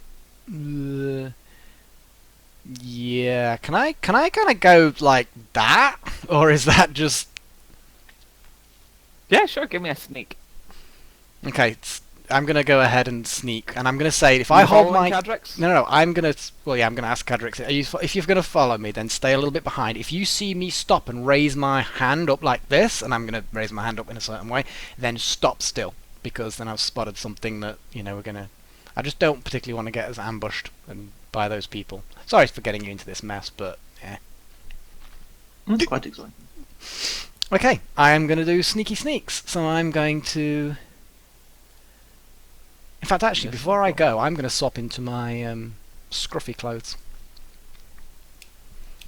Because in my inventory, I carry it with me. I carry my other set of very common clothes. Okay, Cadrix, Garrick gets stripped in front of you.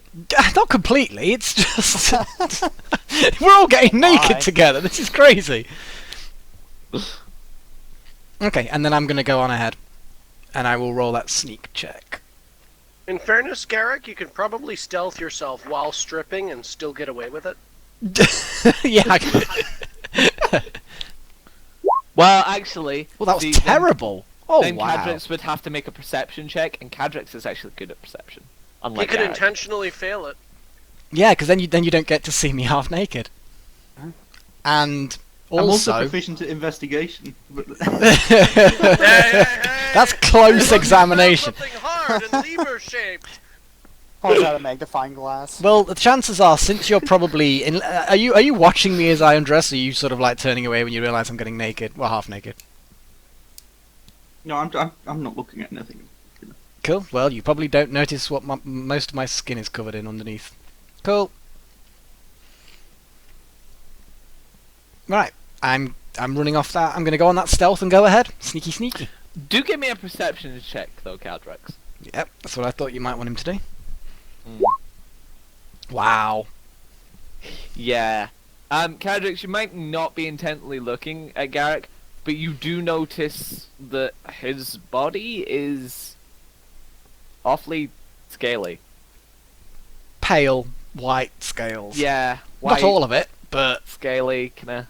Not all of it. Yeah, some of it's still quite pink, and it's very human, kinda coloured, and it's quite nice. It's quite regular. But there seems to be that quite a lot of his torso seems to be quite kind of scaly and white. Like, white as white can be. White as the snow. we get the idea. Okay, I'm sneaking. I don't. You're changed into Cadrix, do you want to give me a sneak if you're following on? I'm going to follow along at a bit of a distance. A 15. Superb. That's almost as good as my roll. Damn, my roll was terrible though. He got 13 now. I got like a 6 or 5. 5. Yeah, I rolled a 5. It's like, what the fuck? He got your modifier. Yeah. Okay, so yeah. Start sneaking along then, boys. Okay. Do you want us to move ourselves then? Fine. Yeah, I'll just move to here then. yourselves. Cool. Yeah. Gadgets will follow along. Okay, this area that's grass with the paths, is there any, is it literally just open, rough scrub? Or is it something more than that? No, it's well cut. So it's grass sort of open Manicured area. lawn. And of course, back then it was hand cut, so Oh yeah. like with big shears. Didn't think that they were using a lawnmower from B&Q or anything. No. Okay. I'm I'm gonna but yeah. do the sneaky thing like that. Now, I'm gonna carry on. Assuming I don't see anybody waiting for me anywhere. Yeah, of course these things have got moats. You can't just jump across. Well, yeah, exactly. Tell me where I can't go. I don't know. You can walk all the way around. Okay, cool. Nobody's really gonna spot you or give a shit, to be honest. And as I say, I'm gonna keep an eye out. If anybody does come round, they're probably gonna be more confused why you're walking all the way around than. Probably, but I don't particularly want to get ambushed. Foreigners. Okay, yeah, you get up to the drawbridge, and the drawbridge is up, and there is 2 guards up at the. Okay, I'm going to. Up the parapet. I'm going to call. I'm going to call up to them, assuming that they're far enough away to need calling to, and say, Yep. I am Garrick. You have my horse and my dog. An acquaintance of Sarah Tressador. They'll look at each other and they'll kind of just one of them will whack his spear onto the ground that he's standing on, and after a minute or two, the drawbridge will and you guys can enter. Cool. I'm gonna wander in. Dooby-dooby-doo. After you have basically literally just entered and you're just off the drawbridge, it instantly clink, clink, clink, clink, clink comes back up. Interesting. Okay, cool. Is there anybody around? Yeah, so you see the simple worker boys is cleaning the horses. They're clean by this point, but he's just kind of just brushing them down, There's a little girl. She's tending to the dogs, feeding the dogs, playing with them. Maximus is in them. It seems to be hunting dogs. Cool. Quite a lot of hunting dogs. It's probably more for kind of show than anything. But yeah, Maximus is within them, and she's feeding them and petting them. It's kind of your stable boys and girls is what you're seeing kicking about. Okay, right well, now. I'm going to wander straight up to the door. Are there any guards up near the front door? I'm assuming... No. Okay. That's all. There's you see that pretty much most of the guards all along the front wall. Okay. Well, I'm going to head up to the door, and if there's nobody there at the front door, I'm going to knock. Cool, Cadrix, what are you gonna do? I'm just going to sort of move into the middle of the area and just sort of stand around, not really sure what to do. Just waiting. Okay. The door will open, and you will see that the same old butler, as you saw last time, is standing there, and he goes, "Oh, Sir Garrick." Hello there again. I just came to collect my horse and my dog, but I thought I would also, if possible, speak with the Lady Sarah if she's not already retired. I would not want to disturb her if she has already. Oh, the lady has been waiting for you. She believes you know where her bedroom is? I do indeed, yes. If you give me, shut up, you! Damn it! I should really get changed again. Really, I wasn't expecting. Damn, quick! I need to get changed into my nice clothes again. You can get changed in front of her. Yeah. Okay, I'm gonna say if you bear with me one moment, I'll let my companion know that I'll be a moment. Ugh, this is. He also awkward. says, "Sir, you might want to, kind of." He ruffles Put your his tie. pants on. Yeah, he kind of goes, get into more attire? appropriate attire. Indeed. I was only expecting just to be here a moment. I shall make sure that I do not embarrass the lady. Do not worry. Okay, I'm gonna head back down to Cadrix and say, I don't know how long I'm going to be. But I will. Yeah, if I'm going to be some time, I'll send someone down just to let you know. But I don't really know what. Anyway, I'm just going to get changed in a corner. I'm gonna sneak into a corner. Yeah, and get changed. That's a better roll. That's a better roll. Okay, you get changed. Okay, I'm gonna go back up to the door and head up. Okay, the door is shut. Okay, I'm gonna knock again and go through the palaver. Yes. Yes, the door will open and the butler will be standing there again, and he goes, Sir Garrick. I'll bow with a See. flourish. Yes, and yes. I'll go in if he's letting me in. Yes, he says enter. He says, would you like your friend to be attended to? That would be most gracious. Thank you very much. I'm gonna turn back to Cadrix and indicate for him to come hither. Well, you know where the lady's bedroom is. He kind of like waves for you to head up the stairs. I'll head up the stairs and saying, yeah, they'll sort you out, Cadrix. So yeah, you head off and up the stairs. He goes. The butler says, right, sir, you will need some more acquirable attire for this evening's meal. Oh my. Acquirable? As he looks you up and down. He's being weird. Bloody butlers. That could be a problem. You need clothes that need to be taken from you. Or more easily to. He needs be acquired. Well, the most acquirable are the most common, because the most common are easily you could acquire them easier. You know, Melon He'll makes a send. good point here. He'll send for Christoph. Cadrix, you're in for Oh. a surprise. Oh dear. He Maybe have says, a glass of water for your voice. yeah, I'm gonna need to run and go get that. In the meantime, Yes, he says, do come in and we'll get you seated and we'll send for the tailor so that we can get you properly dressed, sir. Okay, thank you. Comes in and You head into like a small little waiting room. It's just got a couple of couches and some nice paintings on the wall. And he says, "Will the gentleman be needing a bath?"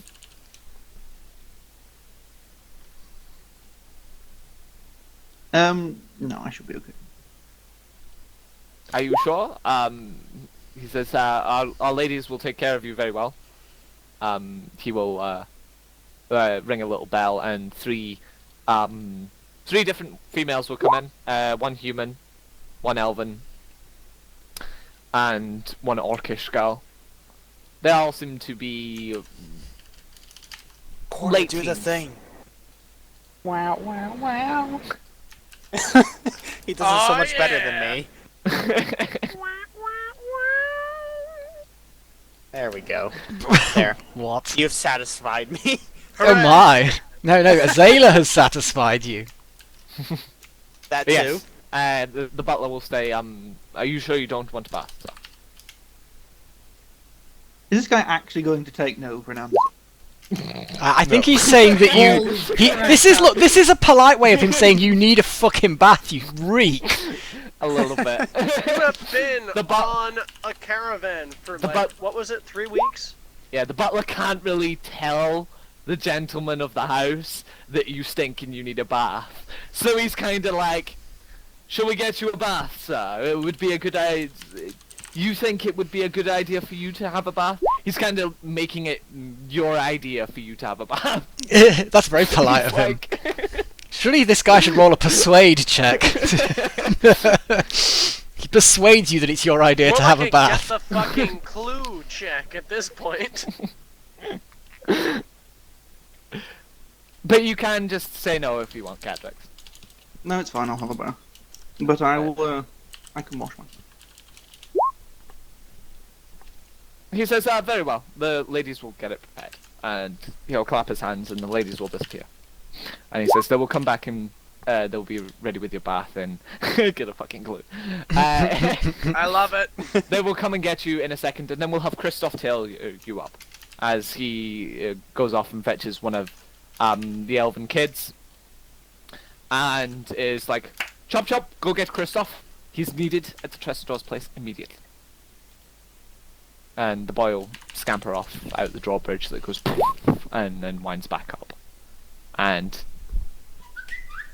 he runs off into the city to fetch Christoph. Garrick, you reach the top of the stairs, and is it a left or a right to... Oh, you cunt. Oh my god! You got last time, so we'll see if you can get it this time. I don't even remember. I remember being in that location because there was some weird mirror shenanigans going on. But this is so long ago. I've had my real life to deal with since then. I'm going to say that Always Garrick take notes. probably... I think Garrick... Is that what your suggestion is, Foxy? Taking notes? Mr. Yeah. Can't remember the names of the towns in his own world. No, I can remember the names shots after I flick fired. through my notes. Uh-huh. After I flick through my notes. Well, it's I your... remember the time. Uh-huh. Okay. I think that Garrick probably would remember. Yeah. Yeah? But Yeah. Melek So- has a real job in all the months since then. Which way is Garrick gonna go then? I'll let Garrick decide. Yeah, okay. What's Garrick gonna do then? Since you play Garrick. I'm going to let him decide. Hey, look, I don't have to be a real-life fencer in order for him to be good with a sword, you know. I don't have to actually be able to do real magic in order for him to do real magic. It's not like he can only do what I can do. I haven't paid enough attention to the direction of a... Bloody hell! You know, we haven't... I've noticed you didn't ask Azayla and Sora whether they knew which left and rights it was to the room.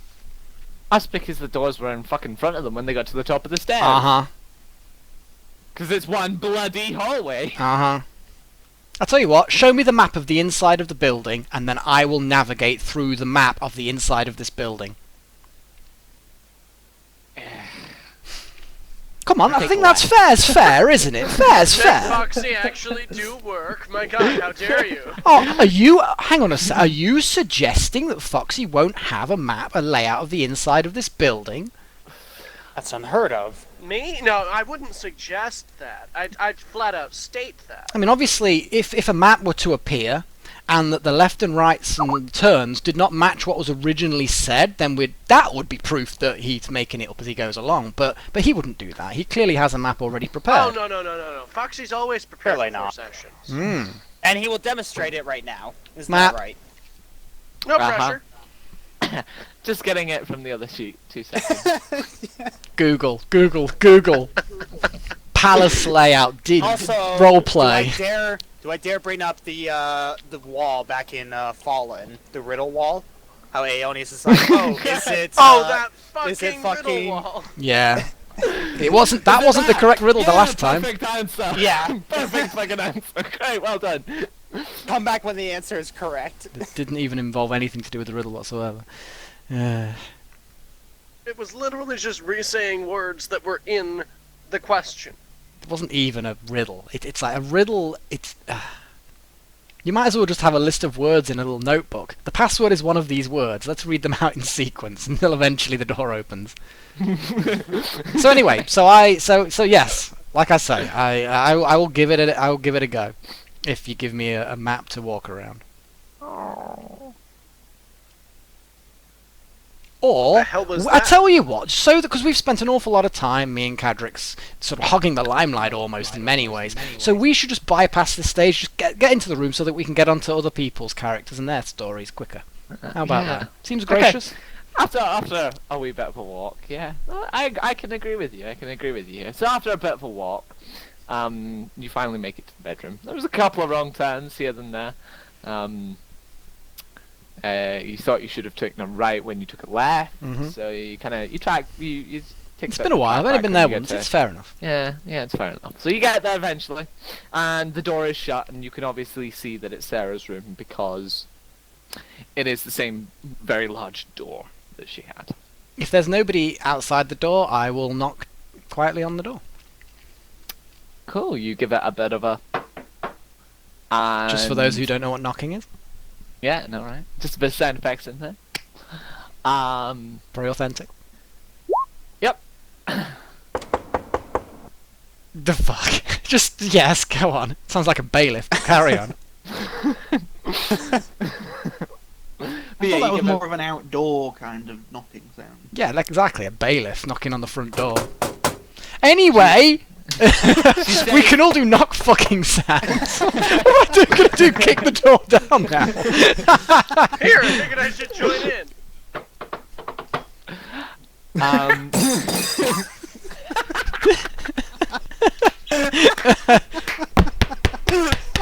Open the fucking door! Jesus Christ. Garrick, as you look down the hall, there seems to be a more simpleton boy that has been employed by the Trestadores, and he seems to just be whacking weirdly at one of the doors. And it seems... Is he a special child? He rolled... Roll for intelligence. 3 1s! Wow, that was good. So he's a bit of a special lad, and he is just chapping away at the door, and he's waiting for somebody to answer. And you see one of the maids, they kind of sneak in through the other door. There must be a conjoined room, and she does say, "Oh yes, enter, sir," and it's quite nice. She is quite nice to him, and he continues on with his chores. Does he have a slopey forehead and not enough teeth? No, not at all. He's just got a bit of a limp right arm. Sorry, But yeah. I just couldn't help to think of the door changing materials every time. To be honest, to be honest, if I was walking on my arms, I'd probably limp as well. Please tell me he's on his back. That's not what I meant by limp right arm. You know what I fucking meant by Please a tell me limp that right he's scuttling along the ground like a spider. You know when like a crab. Yes. Fuck off. Scuttling. Anyway, Sarah says, who is it? Okay, that was a little bit too much. All right. Let's No, move on. come on, people, be sensible. This is serious stuff, man. You're distracting Foxy from his high-class roleplay. Would it be investigation or No, insight no, to not find coming. out what the fuck is happening with this arena team and why the fuck it's Golden Dragon's piss? We'll give you that in a minute, but yeah, Sarah does say, who is it? Sorry, I thought you were talking to them. Sorry, was you talking to me? Yes. Sorry. Sarah says, who is it? It is I, Garrick. I was And told she to goes, come "Oh." up. She goes, yes, enter. Okay.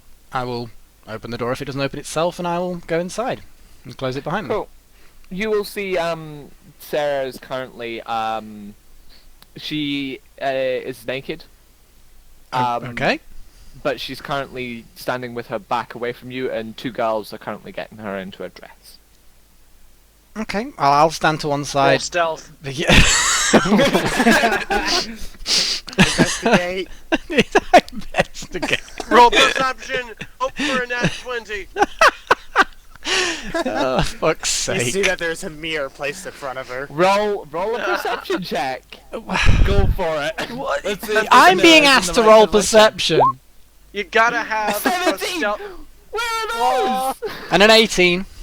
You see Um, some headlights. Of course, as a gentleman, Garrick, as a gentleman, you don't obviously look in the lady's direction, but you do catch that the mirror seems to be angled the perfect way again, as you just She's kind of such take a a couple slut. of you take a couple of steps to the right as you can get a better shot with the mirror. I'm gonna ruin her.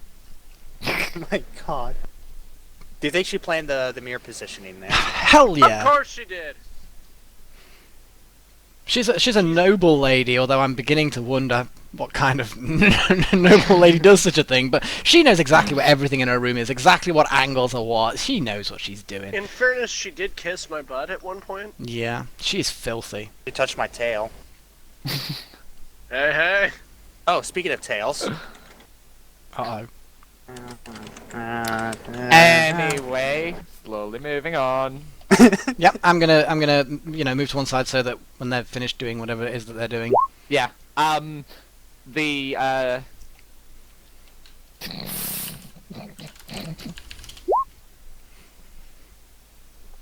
She's having a restful, peaceful sleep. Yes, indeed she is. Indeed. So yeah. Come on, Foxy, keep it My up. brains. Yeah. Come Okay. on, focus. Catching up. So she gets fully dressed, and her hair is all done, and her makeup's done quite nice. And the girl, she dismisses the girls, and they leave. And she turns around and goes, "Oh, yes. So you're going to? I thought you would be okay with you being my date for dinner." It would be an honour. Thank you, my lady. Superb. Well, we better head down. Dinner soon. My father should be home soon as well. Excellent. I'll hold out my arm for her to take. If I'm going to escort her, then it seems the Yeah. only thing to do. Cool. You go get her token because she's just sitting outside the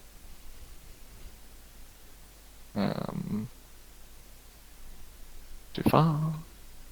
I've forgotten. Is Sarah elven or human? Elvin, Okay. because you've got the humans, the elves, Yeah, and that's what I was wondering. the orcs. Alright. Yeah.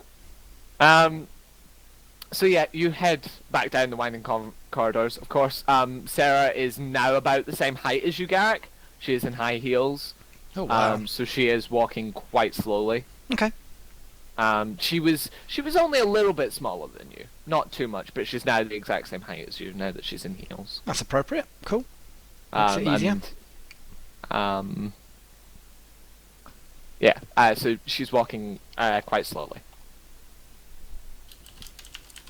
Well, I'll make sure that I as- go slower. Yeah. Yeah, no, that's fine.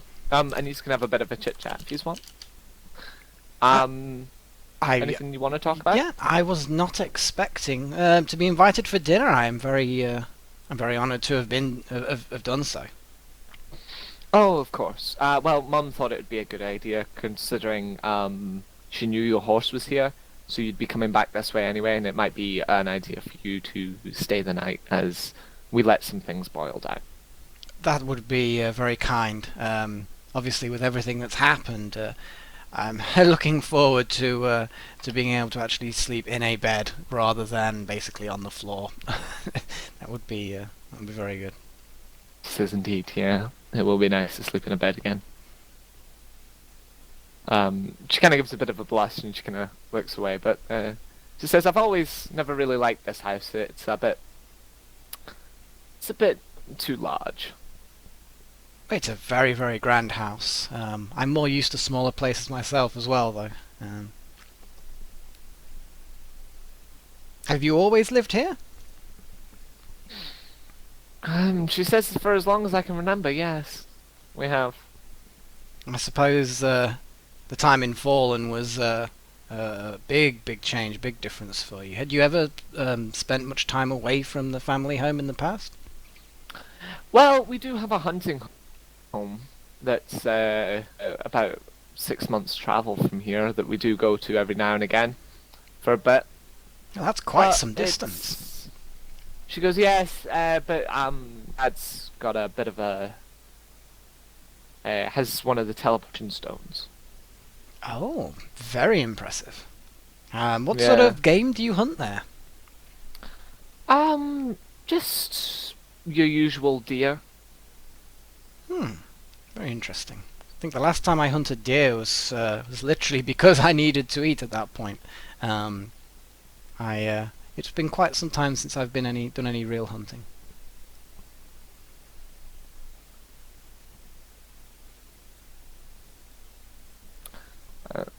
She says, yeah. But hopefully you can come join us sometime. That would be absolutely fantastic. You pass the door and she says, yeah, the teleportation stones in there. They're only linked up to... It's like a web. They're only linked up to certain other places. You can't just teleport anywhere. Ah, yes, one of my companions, as you probably saw, had created some that they're very short range, not as long range as these must be, but they do have the advantage of going shorter distances, which were very useful in Fallen, as you saw. Yes, indeed. But yes, it would be definitely it would be lovely to do so. I have always had a great desire to travel a lot, see new places. It's at the moment I think I've probably done enough traveling for now. Probably do want to settle just for a moment before I feel the pull to go and see new lands and explore. But yeah, I think Fallen's enough adventure for a while. Indeed.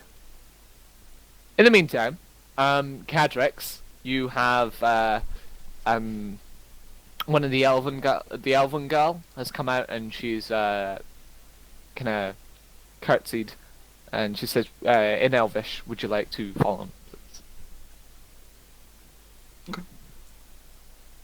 She takes you through a couple of doorways and a couple of hallways, and you come to quite a living room looking space with a large brass kind of tub, and it's filled with hot water, bubbling hot water. It's not boiling, of course, but it's got bubbles and it's steaming, and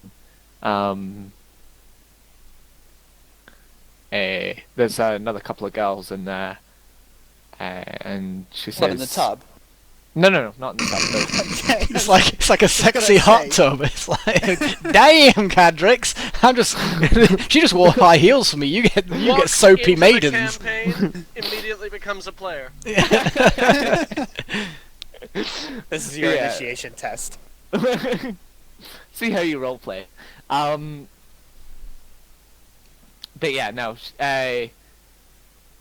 The girls are there. They've got sponges and soapy water beside them, and they both curtsy when you come in, and she says, "We'll take your clothes, sir, and make sure they're cleaned for you for after dinner."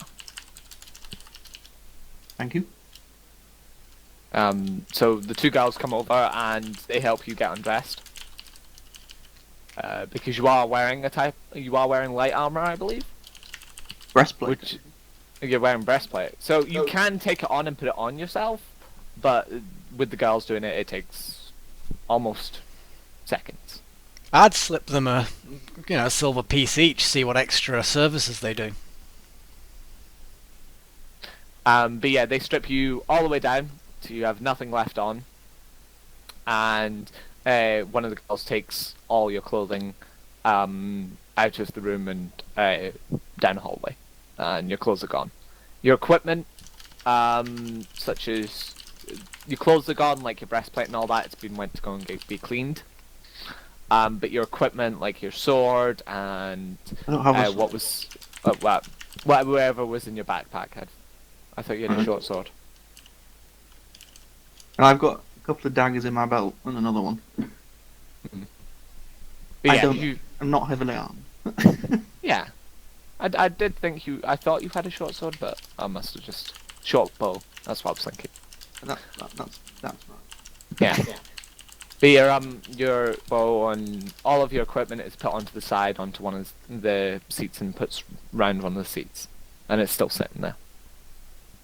And one of the girls say, "Would you like to get into the tub?" You're butt naked, so is it bubbly? No, I think I'll just stand here. Yeah, I'll get in the tub. You need to make me dirtier before I need to get cleaner. Oh God. You should. Jesus. But anyway, yeah, you get into the tub. It's really quite large, and the girls say you can relax for about 5-10 minutes, and then we'll come back and we'll wash you, sir. They'll wash you, eh? Oh yeah. Oh yeah. Thank you, but I can probably manage that. What are you, some sort of deviant? Wash yourself? Ugh, commoners. Maybe he's just waiting for you to come back, you know? Yeah, maybe he wants me to wash him. Oh no. They say very well, sir, and they will leave you for. Again, for about you can just sit and relax in the bath, or you can get washed, whatever you wish. Sexy bath time with Cadrix and Garrick. But in about 5 or 10 minutes' time, the butler will come in. And he'll say, are you enjoying your bath, sir? Yes, thank you. It's very pleasant. Ah, good. He claps his hands, and the girls will come in again, and they'll say, make sure the gentleman is fully cleaned, and get him dried up so that Christoph can measure him up and make him a suit.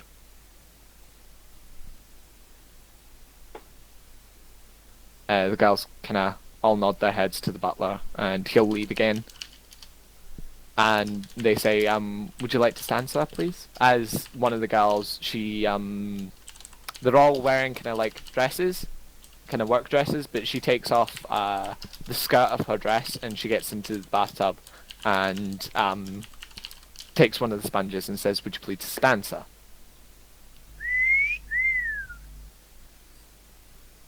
She has underwear on, she's not naked.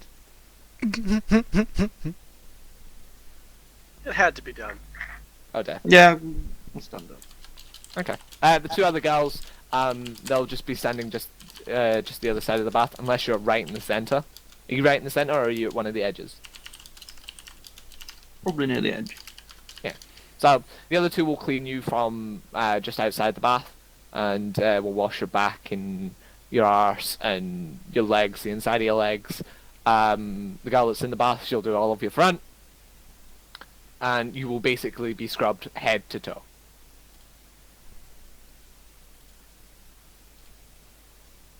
Every single inch.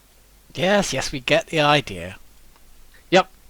Cadrix has just had a hot bath. He's too relaxed to give a shit now. I think that's fair comment. He's like, I don't care. He's just standing there.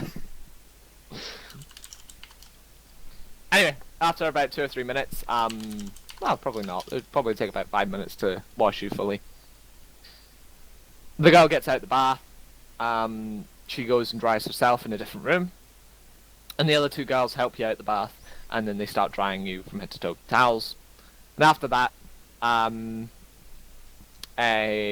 one girl leaves, and the butler comes back in. You're still stark naked, and Kristoff enters as well.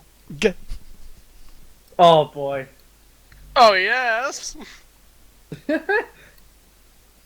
Oh dear. And we'll take a quick 5-10 minute break because that's us at the halfway mark. Yeah, that seems fair. Fantastic. I'm enjoying the session so far, guys. Yeah. Bit of pampering. Nice Garrick- cuddles. If Garrick had literally asked the butler to help him get changed, you would have gotten the exact same frickin' treatment. Though you came back and you were like, "Oh, I'm fully changed and prestidigitated, and I look pretty damn nice." Yes.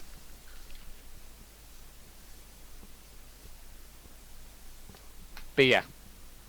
So, yeah, that's us at the halfway mark. We've been going for 2 hours exactly. Well, two and a bit hours. So yeah, the players can go and get a drink, something to eat quickly. We'll be back in 5-10 minutes. If anybody watching wants to ask any questions, start it with #QFM, and we'll get to it. And we'll answer what we can where we can. But we will be back in 5-10 minutes. I'm personally going to go and get a drink because Kristoff's voice QFM. is a killer. Dinner for 3 people. We're back. Isn't it just What does the M stand for? Question for Melik. No, it should be yes, questions for I don't know. For many. Players. It's group. just when I made #QFM, it was one of Mel's first streams, and I couldn't play the game with them. So basically, what I did was I just sat there and I'd shout questions at Mel because he couldn't look at the stream chat while he was playing. Fair enough. seems legit? Anyways, break time. Yes. Yeah, go and get a drink. I'm going to go and get a glass of water because I'll need it.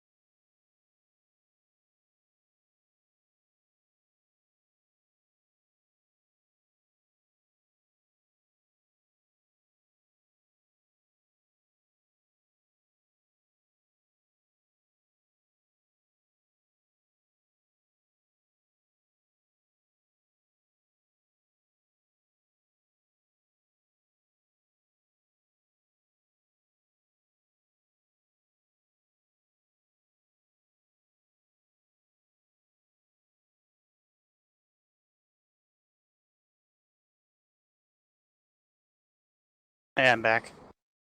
Welcome back. Anybody else here?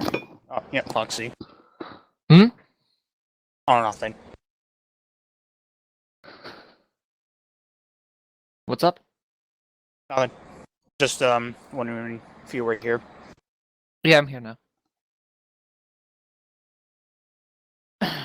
With removing venom sacs of giant spiders, snakes, etc., and attaching them to vials, allow one of to have a near constant source of poison. Now, for a venom sac or poison sac, whichever it is, from a spider or anything like that, only has so much poison in it. And the reason snakes and all that can use it for all their lives and so on and so forth is because they produce it over and over and over again. Work on ghosts and other spirits able to be damaged by melee magical weapons. I'm guessing you're talking about the torture dagger. The torture dagger doesn't do damage. That's one of the things that it is. It doesn't do any physical damage. It only takes off limbs and stuff like that. It's got a magical property. So it wouldn't actually do any damage even if you were to hit a ghost. It could hit a ghost.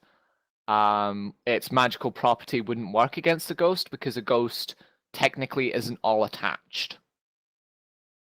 So it is going on to fine lines, kind of game mechanics wise. But yeah, no, you would be able to hit the ghost with it. You just wouldn't be able to do it chops things apart. Yeah, I know. Mel isn't here right now, Soren.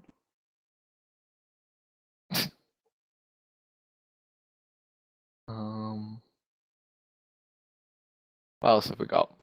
Oh, there's still burn marks on your crotch. Fair enough. You ever get blood cleaned off your dog, Mel? Yeah, the dog would have actually been cleaned when it came with the horses. So the horses are fully cleaned, and so's Maximus.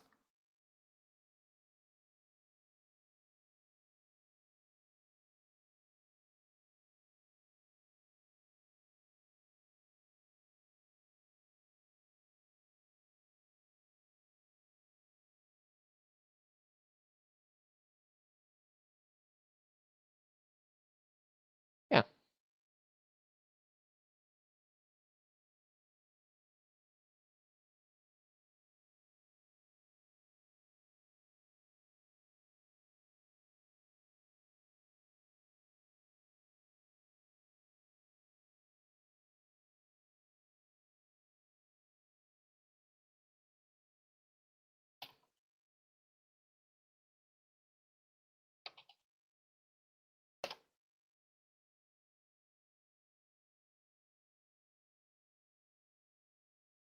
So, how's everybody else enjoying the session so far?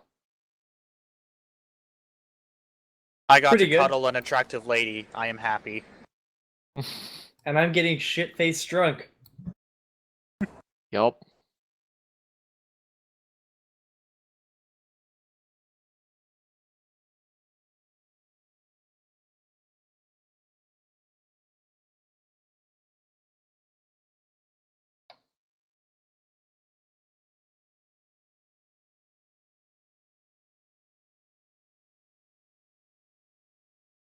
Yeah, it's been a nice little bit of a relaxing session. Bit more story kind of intakes.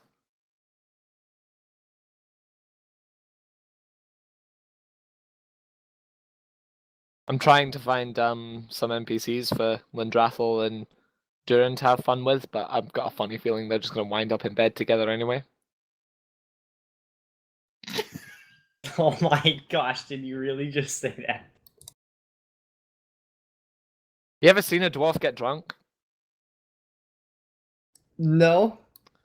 Do you know there's a reason why they're called dwarf tankards? No, I have no reason why. Do you know the reason Oh, why yeah, you're that already implication. tipsy? After one?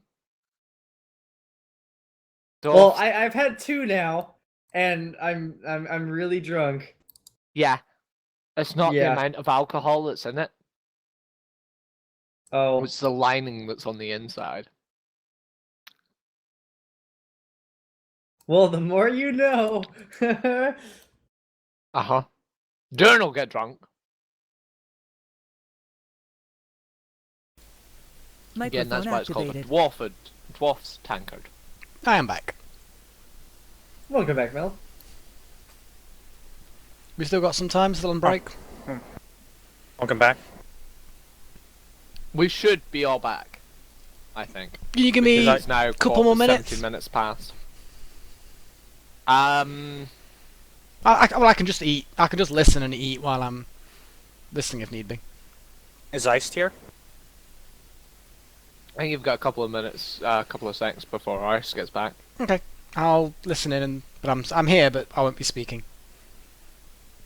Eat fast. I will. Microphone muted. I'm officially back.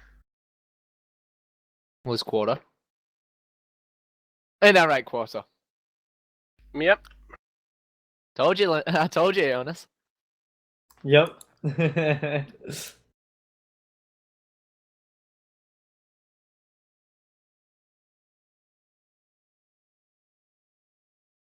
Yeah, I'm usually about 10 minutes.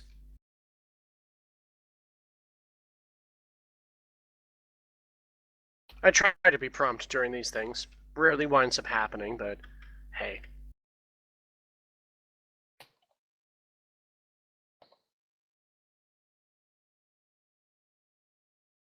Well, this is proving to be a very interesting session for Garrick and the crew. Mm-hmm. Garrick and the crew. Is that what This we're called? is not what Kajix expected when he came to deliver a message. No, you're getting bathed by hot elves. Teenage elves. Virgins. Too far. No, I doubt it. Oh, No, I was gonna say, I doubt it. I really I don't doubt think it. we're talking like, borderline age of consent here. No, you're talking about 17, 18. That's what I thought. That's what I thought. Just to help the Americans, consent in the UK is 16. So, just realizing we've got a couple of Americans watching and playing is, yeah, no, it's consent here is 16. So what you might find is on the borderline of consent, where like, nah, that's been pretty good for almost a year and a half, 2 years.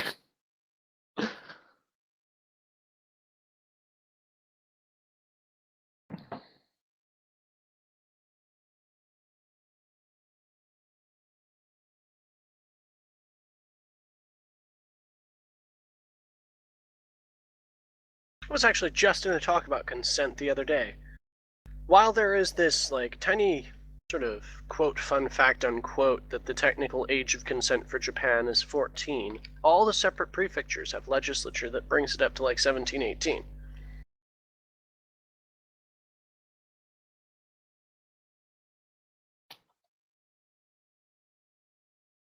Yeah. No, and especially in the olden times, even if we're talking like some of these girls can be as young as like 15, 14 kind of ages.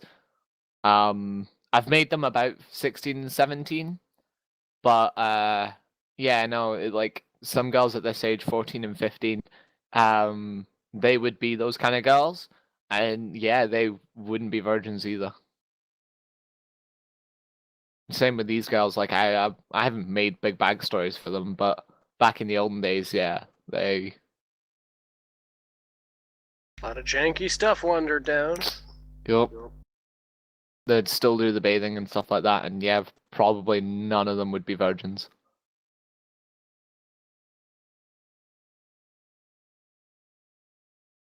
Because you only bathed the high up people.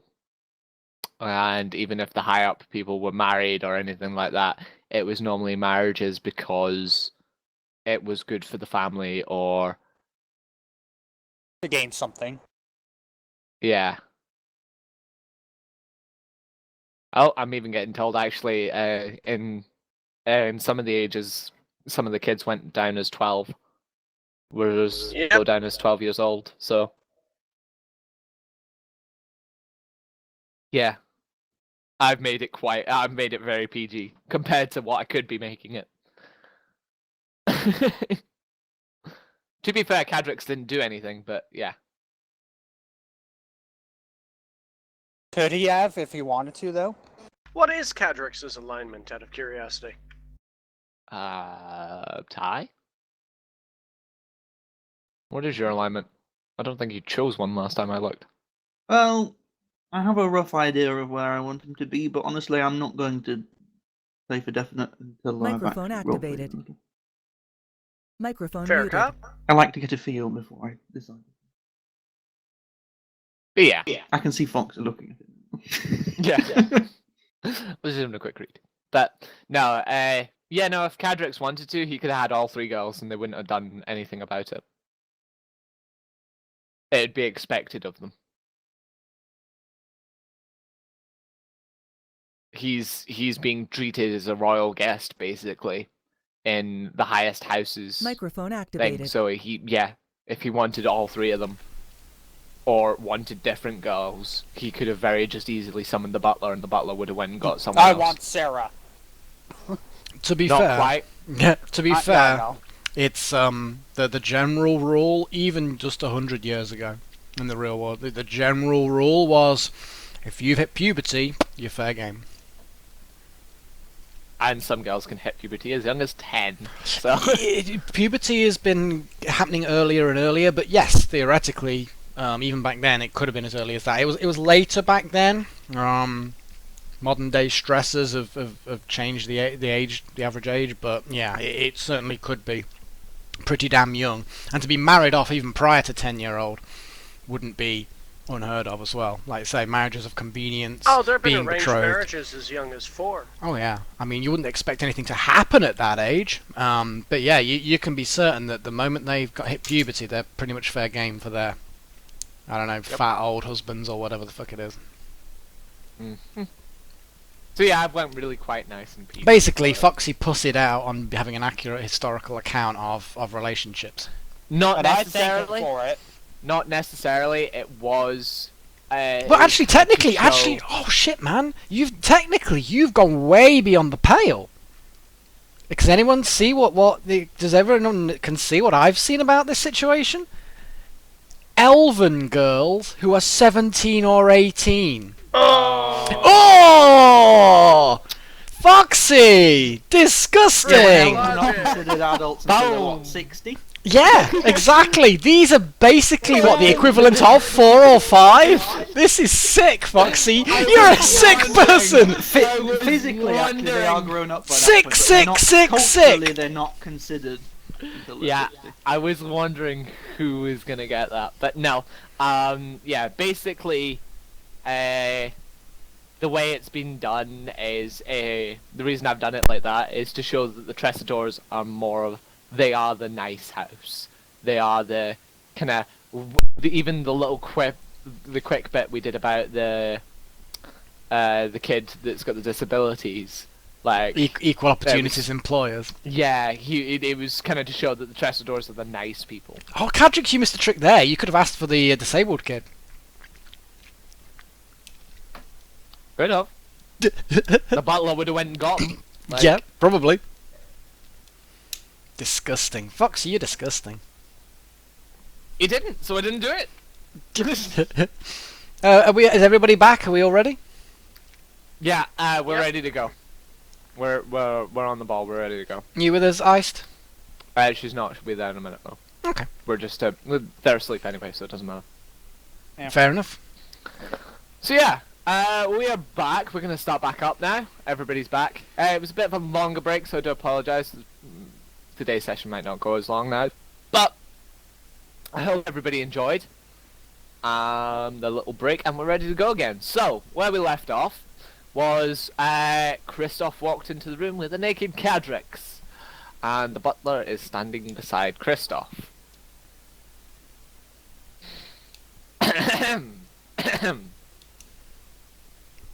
Who cleared their throat? My dear Penningsworth, you've brought me a hell of a challenge for today. I believe it's a new boy with Garrick, Lady Azela? Yes. He's right there. Kristoff goes, oh, lovely. What lovely cheekbones you have there. Oh God. Right, would you put your legs together and your arms out straight, please? I'm guessing Cadric Yeah, Cadrix is just complying. Yep. He's actually watching through Silver. Third person view. I mean. Third person view is like, I don't look too bad from that angle. Interesting.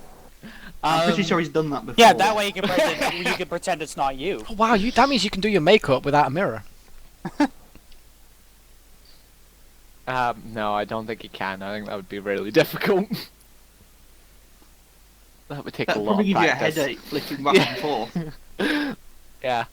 So no, Kristoff comes up, and he plays a bit of magic. It's a bit of blue magic that happens in his hands, and a tape measure appears, which just seems to be more like just a string with little marks on it, rather than a measuring tape of some sort. And he stretches it out. He seems to be just standing in front of you, looking, kind of just holding his chin, and kind of just stroking it a little bit.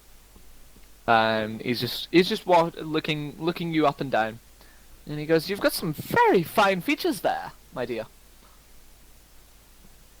I would love to get you into a proper suit, some point, but for tonight we just have to do with what we've got. So, right, you're that size. Let me think. Penningsworth, can you fetch me oh, what's her name? Oh, she's got my suits outside, please." And the butler will leave, and he kind of just walks around and he kind of inspects you from head to toe. He goes, He's gonna say something quite quietly. Do you want to make a perception check, or do you not give a shit? I'll listen. Okay. Cool. You hear him, and he says, "Oof, he's a very well endowed. I do like, well endowed." I called it. Kristoff's gay. We've all known he's been gay for a very No, long time. I meant like what he was gonna say. Alright, fair enough.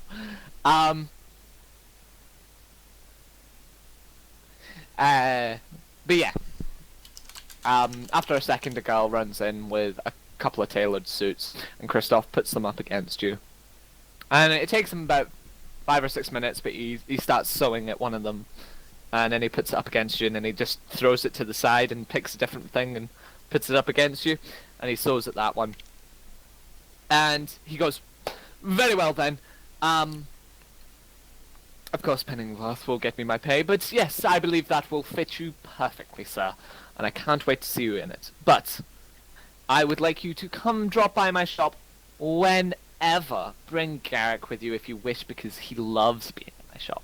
You should come drop by, and we'll get you properly tailored for something. And I'll make you something, and it will be quite lovely, and you'll look just as lovely as the rest of everyone." Damn it, Rail! Rail! Mic activating, stop it. Bad Rail. So yeah. Says, so yes. Come drop by my shop, bring Garrick, bring Azela, we'll have a wonderful time, we'll get you in a nice, proper piece of clothing, but for now, this will do. I shall leave you be. And he gives quite a very flourished bow, and leaves the room. Seconds later, the 3 girls come back in again, and they kind of they kind of give you a bit of makeup here and there just to clean up some spots that you've got in your face. Kind of gives you kind of a bit of a more fresh look. And they get you into your suit. And it fits perfectly. Shoes, the jacket, everything, the shirt itself fits perfectly. Very And fancy. It's just a very simple black suit. And one of the girls gets a hairbrush and they kind of just they sort your hair so it sits a bit nicer and is a bit more tidy, and one of the other girls cuts a bit of your hair here and there just to make it a bit more presentable, so it's less jagged and all over the place.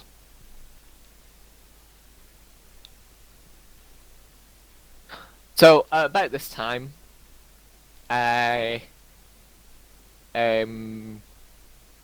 Penningsworth comes in, and he says, "Very well, sir. You will need a date for this evening. Oh my. Would you, do you have someone in mind?" No. I only just got here. I arrived. Don't tell me there's going to be another bomb. Silver. Date Silver. Silver is your date. Would you like one of the girls to accompany you? Is this really necessary? He kind of stands back and he goes, it's custom, sir.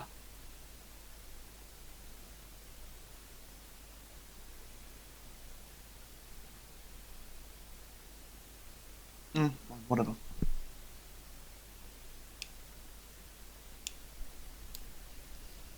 Can't believe you forgot about the catapult.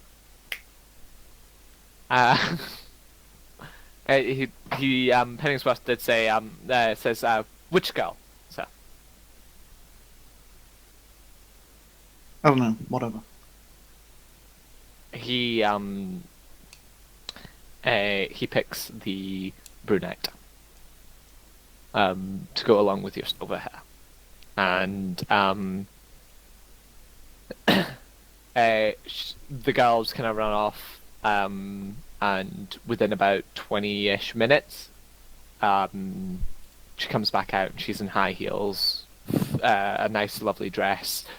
She's very, very clean. She was dirty when she left with the other two girls, but she is very clean makeup. She's not quite as tall as you. She's still a bit smaller, but that's because she's just not a tall girl. But yeah, her hair's all done up, and she's in a not a quite showy dress, but it is just a very nice kind of red dress. It seems to be quite a bland dress, but it is. It's probably so that she doesn't stand out to everybody else, because she's just a worker rather than someone of high. Good day for her though. She gets a free dinner. Oh, Yep. really nice dinner. She gets a free dinner and Doesn't a have nice to bed fuck for the fat evening. aristocrats. Yep, pretty much. And the potential of being noticed, perhaps. Oh my.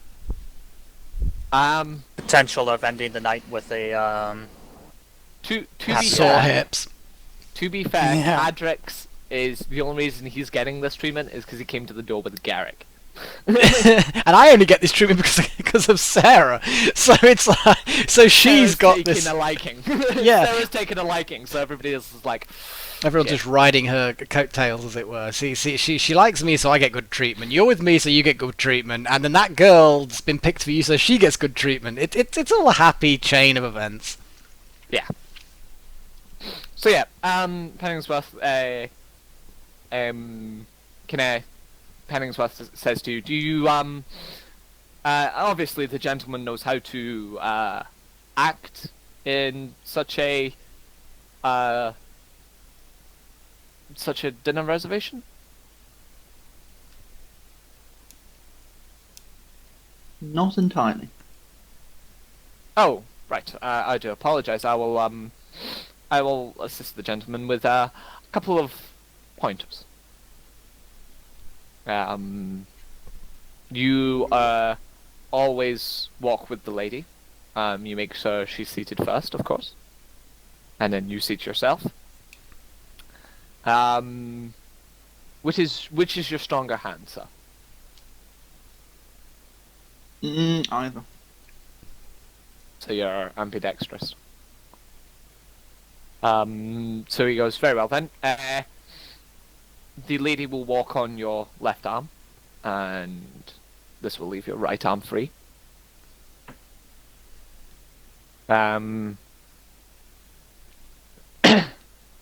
You will also, at table, address the mistress and the master of the house as sir and madam.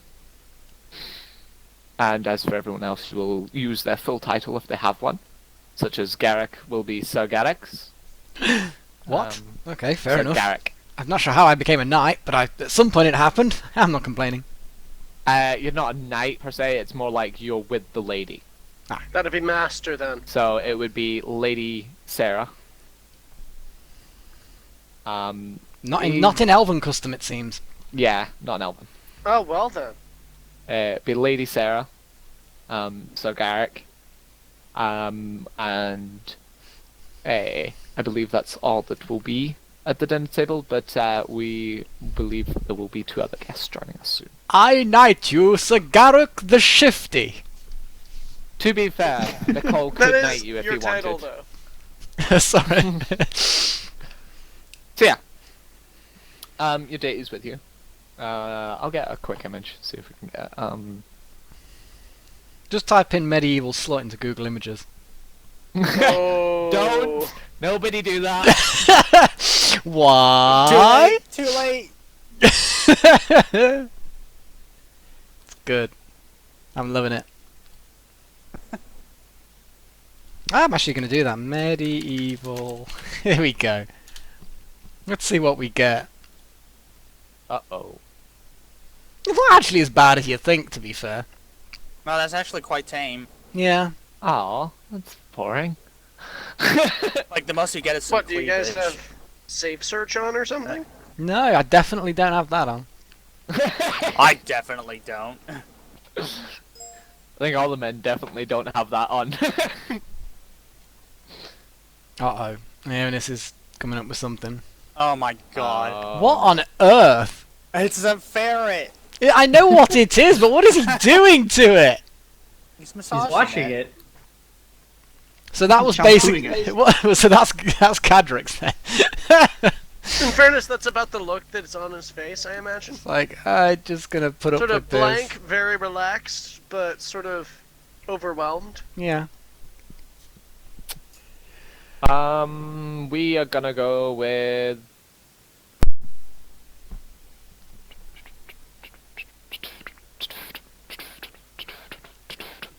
I can't find one in the red dress, so I'm just gonna go with this one. She suddenly changes her dress. Yup, she's now in a blue dress. It looked like it, red under the lighting in the room. Yeah, that sounds about right.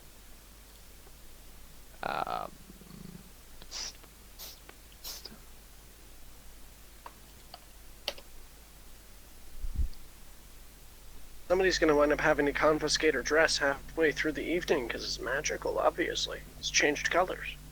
No, that's a good yeah. point. Yeah. I'll take the dress off her. I think it'd be Cadrick's. He would have to do it, would he not? Well, As he's the man, so... That would be... Are you say, you just implied Garrick's not a man. Whoa! That's Wow, a that's nice fire right war. there. That's a zoomed out version for you guys. Oh my. Oh my gosh, he's huge. There we go. Attack of the 50-foot slut. Anyway, so the point is, we need to get on with this meal. Yes. So, Garrick and Sarah, you're basically coming to the bottom of the stairs, just as Cadrix and his companion come out of the doors. Okay. And you see Cadrix is in quite quite a dapper suit. Oh, Cadrix, you're looking very, very smart. Yes. The butler seemed to decide what was good. Okay. Apparently we're having dinner. Yes, we've been most fortunate.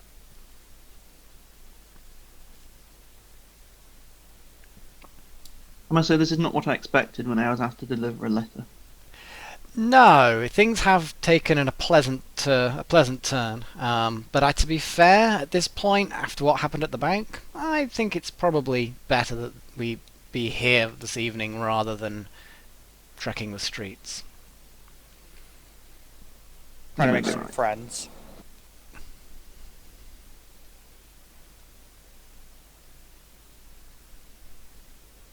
That's it.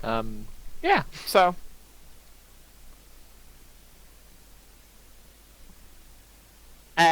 Seconds later, out of the side door comes Foxia and Nicole. And of course, the ladies curtsy when everybody's in the room, and McCall doesn't bow, he kind of just nods his head. I'll give a larger bow. I'll give a more than he does, but definitely More will do so. flourished bow. Not necessarily too flourish, but certainly bow more, as though you know. I know that I should bow. Cool. Cadrix? Yeah, Kadrix is going to give a similar bow. Cool. And McCall says, we should only really be waiting for one more guest, I believe. Is this going to be Okay. one of those things, Foxy, that you're going to pull, and it's going to turn out to be Lucius, but he's actually going to be 12 foot tall and plated in solid adamantium or something? Oh, cool, it's those two. That's alright. I know Yeah. these two. We like those two. We like those two. Yeah, that's because they had a brawl in the middle of the ball. Fucking Sort of psychopaths. like them. They did. They just did a brawl and ended up like some of the servants had to kind of roll the brawl like out the door. Like some tumbleweed, just cast it out of the door. It was like a cartoon fight. It was just like Cloud with fists and feet and heads just coming out every now and again. And that was it. And then they just sort of rolled the big ball of dust out. It was hilarious. And It's sponsored by Acme. Yes, it was definitely sponsored by Acme. Next, I was expecting some sort of canine being fired by a giant catapult. That's but the point yeah. where Lucius runs by and goes, meep, meep. Yeah, never been caught. Okay. Penningsworth does what is it called again when they announce? Can't remember the fancy word for We them formed like this announcing. weird circle. It's like a summoning circle. We're going to bring forth the spirit of Lucius's honor. But yeah, basically Penningsworth announces I that. think that would require more powerful magic than we have access to. Correct. Yeah, true. Well, no, you have Nicole there. I don't know. Lucius's honor is very long dead.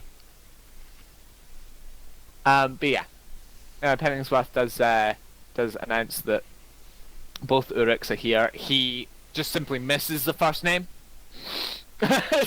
Just skips over the top of them because he's like, nope, just nope.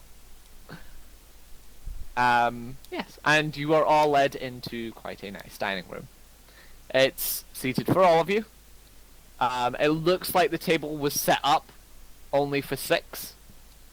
But after a quick change in the cloth being changed, you can see that there's some things out of place, but the table that was obviously meant to sit 6 has now turned into 8. I think the servants need a Sack the slap. butler.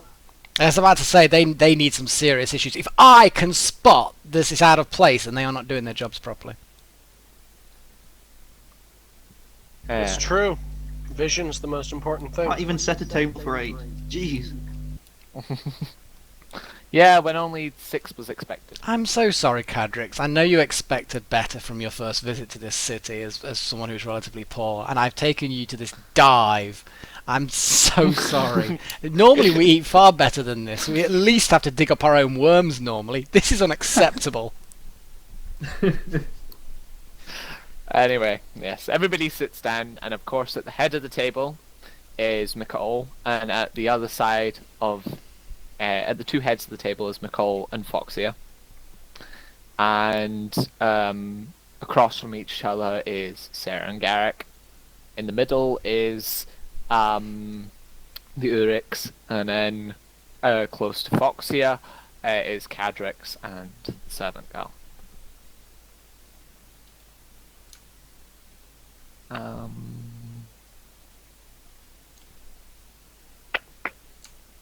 I will just go with a simple name.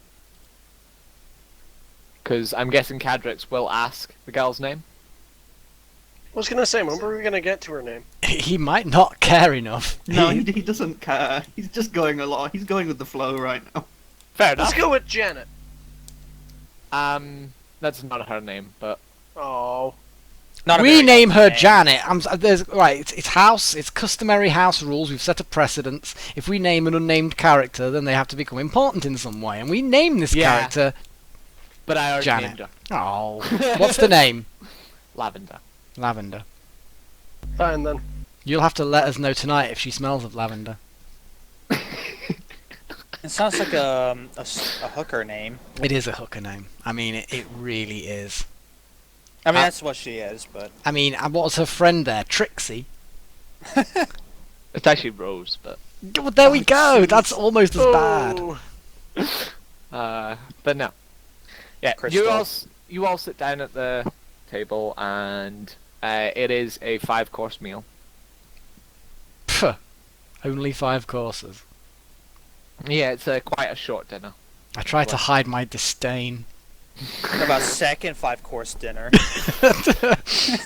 So yeah, it is. Of course, there's a 5-course dinner. It's appetizers, starters, main course, dessert, and then coffee. Cool. Which is coffee. It normally comes with a cheese board, so you I don't know. What do you order for dinner? Oh, there's an actual we have to order? It's like a Yay! it's like a tavern. Ugh. You can choose between steak or chicken. I Oh, don't great. have Phoenix Pate. They are failures. Yeah, I was meaning just for the main meals. The rest, like starter for the males is pate, and for the females it's a fruit. There's the Mugu Guy Pan. It's not going to be Phoenix Pate, no. Is there? Is I it think Phoenix is it pate. unicorn steak? No. Ugh. Nowhere near decadent enough. They are oh, what's it called? I think it's Pegasus steak. Oh, nice. Oh, I'll have Yeah. some of that. Yeah, I'm totally doing that. Some barbecue Pegasus wings. What you're trying to say the Tressidol has been nice. Dipped in barbecue sauce. Could you Yeah. could you imagine it? Kentucky The Fried size, Pegasus wings. the size Pegasi of are neutral on the alignment chart, I'll have you know. yeah, they're basically Crime to kill But they're also Pegasi. intelligent creatures. no. Pegasus are actually chaotic good, not neutral. Oh well. Well, I'm going to chaotically. Well, I'm the opposite of that alignment, so I'm going to numb them down. Yeah, but anyway, yes, it'll be Pegasus steak or just chicken, and that's the only meal that you have to order for. Of course, Nicole and Hurkakis, The men. yeah, 2 big men, order the Pegasus steak. Garrick, Steak. you, Like you're I going said, with the steak, yeah, yeah. Adrix, Chicken. okay. Fair enough. Hurkakis kind of looks at you a bit oddly. Oh, for goodness sakes. It's the men should have steak, the women should have chicken. Of course, Lavender will also order the chicken. However, Philak, yeah, Philak will order the steak. Because she's She just an doesn't- orc. She doesn't give a shit. She's an orc. Yeah. Does that Nobody mean that really looks she's at her. more manly than Cadrix? Is that what you're saying here, Foxy? Ooh, Maybe just a little bit. that's what's being implied. And Sarah orders the chicken and so does her mother, Foxy. The meal goes wonderfully. The desserts are it seems to be quite a lovely apple pie Cool. with ice cream. Cool. It is quite cool. That's quite swank, actually. That stuff doesn't come cheap. Yeah, definitely not. Ooh, expensive. Wizardy things to make things cold. Actually, then technically, no, you don't need that. But Well, yeah. Garrick's great with ice magic. Maybe he should set up an ice cream parlor. I literally could do. Yeah, fucking hell! That's genius. I've got a cantrip that literally is called Frostbite. I could literally just make ice cream. Beautiful. Yep. So everybody enjoys the meal. Cheese comes You out know, afterwards. ladies love Haagen-Dazs. Mm. And Oh, Haagen-Dazs. Speaking of which, the Ben and meal Jerry's are bust. the meal started at about 5 o'clock-ish, 5:30, and it's very easily hitting almost midpoint of the night, which is 10 o'clock, of course. So you're almost heading into the next day. okay. And yeah, the Uruks, after a really long coffee and cheese and stuff like that, both stand up and they apologise, but they're away home. Garrick and Cadrix, do you want to give me a perception check? Ooh. Cadrix with an 18, Garrick with an 8. Respectable for me. Luckily, Garrick, It is an 8 you that's only needed. you only needed a 5 and above. Yeah, but when you... Oh, that's embarrassing, Foxy. When you turn around and say that something only needs a 5, you're basically saying Garrick's might fail this one. That's Yeah. basically the choice. When you put 5 as the DC, that's just a slap in the face of me. Pretty much. That's what I was going for. Would you Uh, rather but just anyway. auto-fail? No. Although, half the time I might as well. So yeah. You both notice that she is pregnant. Ah, fair enough. Wait, who? The Orc woman. Yeah, Ah, okay. Felix. She's pregnant, and just as they're about to leave, they do make the announcement of her being pregnant. If we notice with a 5 on perception, it must be really obvious. Yeah, pretty Yeah, for orcs it is like, for her physique, it is very easy to tell that she's pregnant. She is very muscly, kind of. That's all orcs are kind of especially these two are very very muscly, quite big, and very slim stomachs. And she's obviously got a bump, and it is really easily shown out of place because the orcs don't wear a lot of clothing, even to formal stuff like this. Like Arcarchus is wearing like a lion's head kind of shawl, and that's about it, and some briefs. Orc That's kinda- fashion that's- is where it's at. This sounds that's- amazing. That's all he's wearing. She's wearing like a kind of stylized bra and knickers kind of thing. That's all that she's wearing. I want to wear and- that to my next like suit and tie event. Well, bikini. No, Yeah, she's- fucking lion's head. Oh. Yeah, she's pretty much in a bikini, and he's got a lion's head. And that's He's in that's, a loincloth. that's their formal dress wear. So yeah, it's very easily to tell that she's pregnant. She does say she has been drinking all night, but She's probably That's all got the tradition. constitution. Her babies probably could outdrink me. yeah, Do you know what I mean? It's like constitution of an orc. It's like kids Yeah. fucking taking it for her as well. To be fair, Sarah hasn't been drinking a lot, but that's because she gets pretty drunk pretty fucking quick. Lavender. has been- Why was there a snort there, Foxy? I don't understand. Not at all. Okay, cool. Lavender has been drinking and eating User as joined your much as channel. she can. G- She's loved every second of it, and she's so happy to hear. When Cheese and Biscuits came out, you kind of moved around the table so that you were more sitting next to your partners, and it came. Another table was brought in, so it was built more like a square table. And it was so that it was more like a comfortable kind of. So Lavender's kind of been holding on to Cadric's hand like all night. at this Wow. point. Like she's on your arm. She's on your arm side, Cadrix. Whether you do anything or not is your choice, but it's kind of the only person that isn't doing that is Falak, and that's because the Orcs don't really do that because they're very independent kind of thing. But Sarah's been doing it to Garrick. and Strong, Foxy's been independent doing it to orc Mikkel. don't need no man holding. Basically, that's the Orc tradition, though. Nobody really questions it. Probably best. But yeah. not. Yeah, have you tried to shake her off during the night? Well, during the end of the night, Cadrix, or No, he probably hasn't even noticed.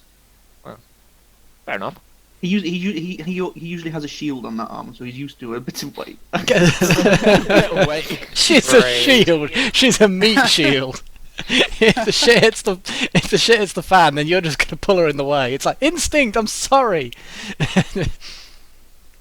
But anyway, I don't think that'll work. No, probably yes, the Orcs stand up. They apologize. They give the good news, and then they leave. The butler goes to open the door. However, Heracles, I can't. Been a while since I had to pronounce that. Heracles. He's just gonna walk through it. No, he's actually going to take the door off of the butler, and opens it for his wife. The thing is, knowing him, he probably literally takes the door off to move it out of the way, and then leans it up against the wall. It's like, you know, he's not a, you know, a lead door fitter. He didn't know how to put it back on the hinges. No, not Just slots quite. it in the frame. He seems to be very fragile with everything, especially when it's taking her chair and stuff like Aww. that. He seems to be very protective of her. Of course, she is still very like, I'll do whatever you do kind of thing, and I can still kick your ass. And he would probably let her kick her. Yeah, Kick probably his would. ass. with the baby. Yeah, Orcs aren't stupid. They've just got traditions. So he's very gentle, and he's very very protective of her. They leave, and they head back home. And not after too long, Sarah says she'd like to retire. So you're going to escort her, Garrick? Absolutely. I'll offer my arm. So you both say goodnight. And you escort her away to bed.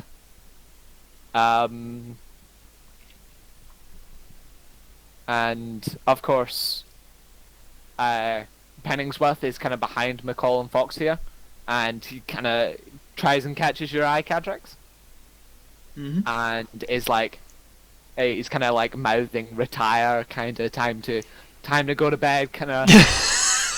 It's like he's trying to help you. It's like basically McCall and Fox here are the last to leave.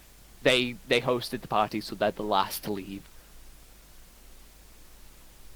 Okay, well, I'll stand up. I will bow to them and thank them graciously for such a nice dinner and an enjoyable evening. And I will retire. Awesome. Of course. Follow the butler. Yes. Of course, you'll escort Lavender. Because that's the gentleman thing to do. And the butler takes you up the stairs, round to the right where the guest wing is, and he opens the door for you and Lavender, and then shuts the door after you have both entered the bedroom. Colin Fox here went to bed. Garrick, and you get to Sarah's room. I'm guessing you open the door for her. Of course. She enters. Do you enter behind I am her? going to enter, but I'm not going to close the door automatically. You enter. She turns around and says, "Thank you for a lovely evening." It has been my pleasure. And I'm guessing. Okay, let me think a moment. Should I go and speak to Penningsworth for a room tonight? She says, no, you may join me if you wish. Thank you very much. And I will close the door behind me. Cool. I'm all fade to black. Yay! Ooh. Do you want me to roll some Carnan Dex rolls? Totally. Give me some context. Really? I need to Somebody roll me up the hit Oh dice my for the God. beast with 2 backs. She's got a couple of whips. What? I have got scales, so that shouldn't be as bad. Your reaction, Garrett. You've got enough skill points to be able to get out of that one, Garrett, in fairness. Well, the thing is, even without armor, I'm still got. I'm basically naked. I've got an AC of 18, so And you willingly fail your attack rolls. You willingly take the hits from the attack rolls. So bad. Coup de grace me now, Sarah. It's just where did that even come from? So bad. Anyway, Cadrix, you enter the bedroom and Lavender is looking. She looks a bit pinky and she seems to she's shied up a little bit. What would you like to do?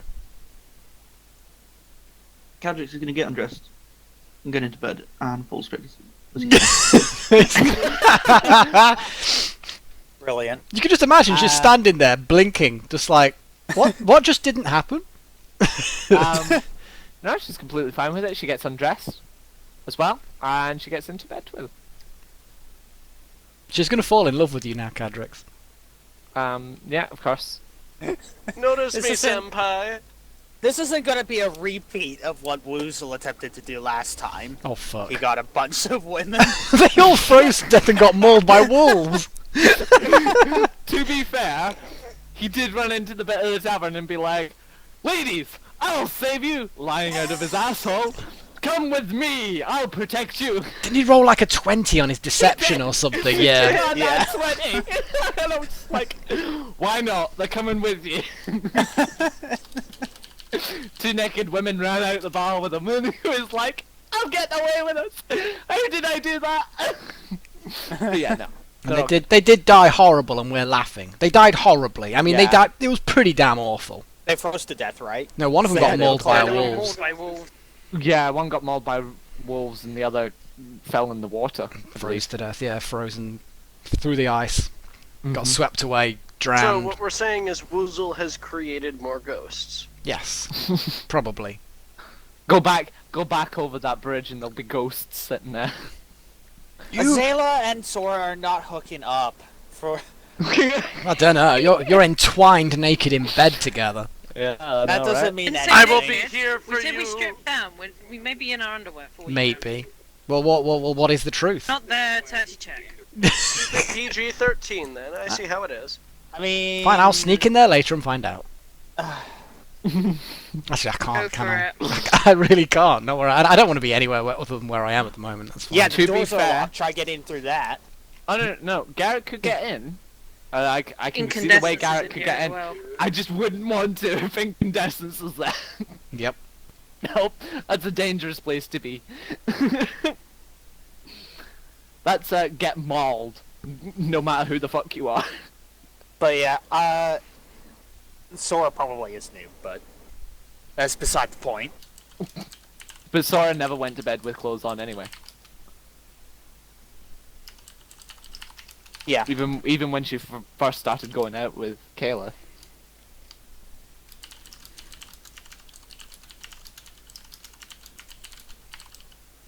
So yeah. So the night. Oh, I completely forgot about some things. So we're gonna skip back up. Just before you pass out, Lindraffel. Yeah. Durin, you're gonna be very drunk at this point as well. Hell yes. You're at that point where you're pretty damn drunk. Do you want to go and join in with the Golden Dragon Piss song? Oh, hell yes. I'm singing it right along with them. Super. Lindraffel, you joining them? Well, I did before, I passed Also, out. I'm gonna quickly make. Is it an insight or an investigation to find out what the fuck this golden dragon piss part's about? Insight. Or an investigation. Take your pick. You got 15 and So yeah. Okay, the golden story behind the we don't drink the golden dragon's piss is the golden dragon is the trophy. Like that's the big trophy. So the piss is like second or third place. Yes. So we don't Yes, drink of the golden course. dragon's piss. So it's No, we're up there at the It's- top. yeah, we won the championship kind of thing. We don't drink the golden dragon's piss. So hey, the other team does kind of thing. Brilliance, brilliance. No, I'm right in there singing with that. Yeah, super. So Connie slithers away up the stairs and goes to bed. Not gentle. The She wasn't snake's getting just like, drunk?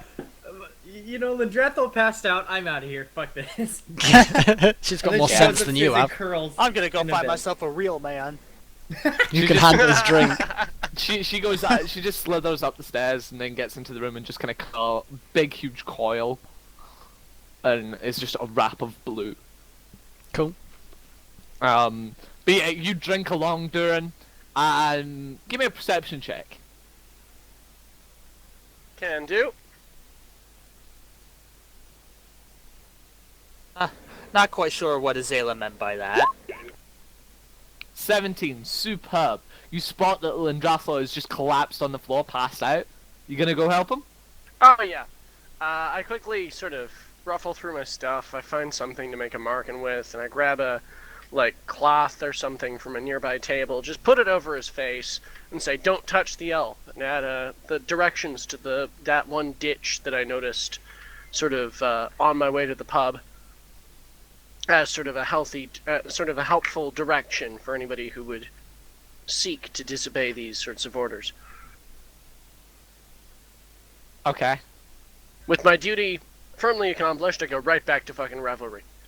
Yay!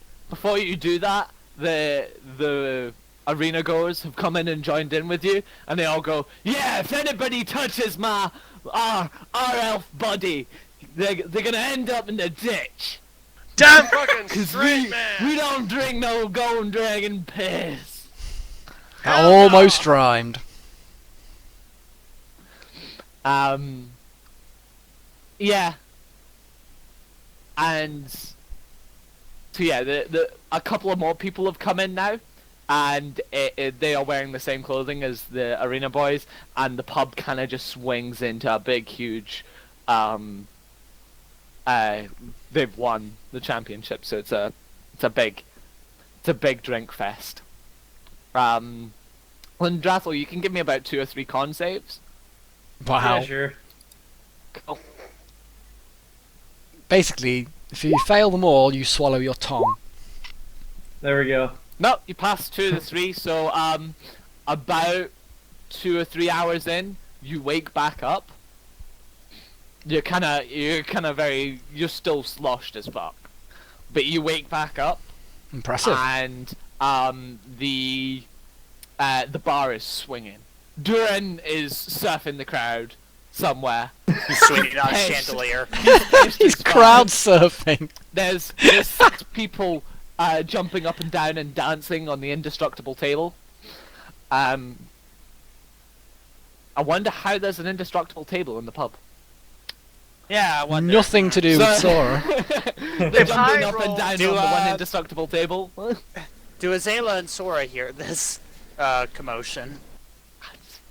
Give me a perception check if you want. But that means that a good roll is a bad thing, though. That's the problem. Yeah. A good roll is a Yeah. bad thing. Surely it should be like Well, given Fox's description, Constitution. I'd have thought that or- this could be heard down the street. Oh yeah, it can be heard down the street. Surely it should be a kind of like a they in order to stay asleep Wisdom? they make a save. Wisdom or Constitution or I don't Wisdom. know. Yeah, give it con saves. Give a couple of con saves. See if you can sleep through it. Or Con get save the each. choice anyway. Yeah. Oh, Sora! Sora! Really? You'll kind of wake up, Sora. I feel Azalea feeling me up. You have to ask Foxy whether it's at that time. Hmm.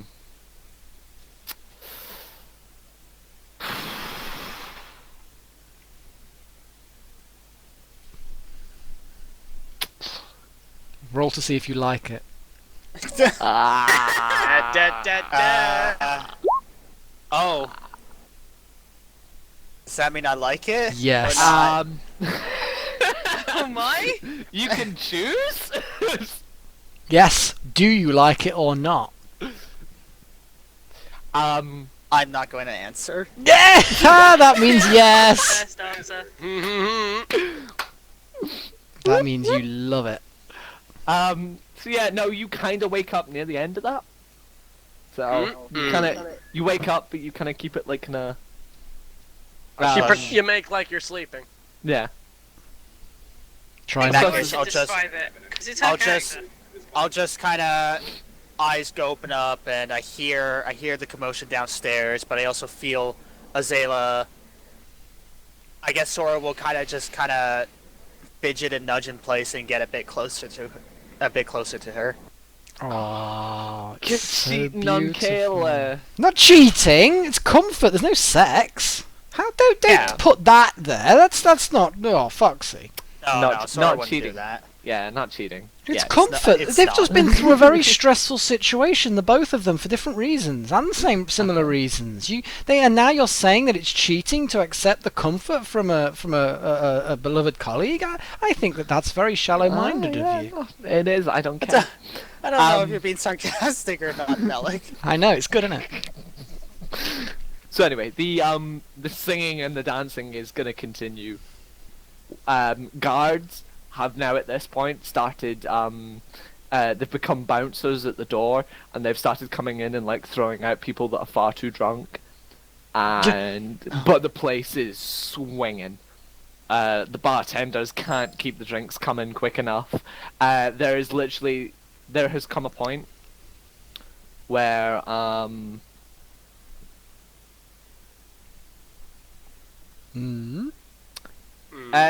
Mel, somebody's in the tabletop roleplay when they don't need to be. I didn't even notice that. Yeah, they came in earlier and now they've muted themselves, so I'm going to put them in the dorms. User was moved out of your channel. I thought that they were listening because they couldn't watch the stream or something like that, but now they've muted their speaker. It's like there's no point in them being here. Well, Yeah, but I have a cunning plan, by the way. yeah, go for it. I want to make a real good impression here, and I have a really cool idea. So basically, I'm gonna spend what one of my concoctions would have been for my long rest. Don't set the place on fire. I'm going to create a small, very safe sparkler display. Okay. Give Then me a don't set the place con on save. fire. Give me a con Wait, it's save very to see if safe. you can concentrate enough on it. Oh wow, that's good. The Hell dwarf's so the good. fuck yeah! He knows how to do drunk properly. Okay, I have to focus. Focus. Drunk alchemist. Don't need to focus anymore. Drunk. I'm drunk. Drunk How much alchemist alcohol style. ended up in this concoction? Probably. But yeah, What you happens make- is that if he wants to move his hand right, he knows that he needs to move it left, actually, because... He's got See, this sensible. guy knows what he's talking about. But yeah, you make the sparklers, and people start swinging them about. At this point, the bartenders have gotten 2 guards to stand between the back of the room and the bar, because they are now just throwing the money that they're making off of all the drink into the back room. Hey! It's a lot of copper and a lot of silver because the drinks aren't expensive, but they're making so much so quickly that they can't keep putting it under the bar, so they're kind of having to throw it just into that back room. And the booze is... People are having to go down into the sewer area where they make most of the booze, where it like ferments for a while, and getting like some fresh stuff up. And, the place is bouncing. Well, Duran, you've started a seriously good party, or rather, you've facilitated a seriously good party. That's all I can ask for, you know? Yeah. Actually,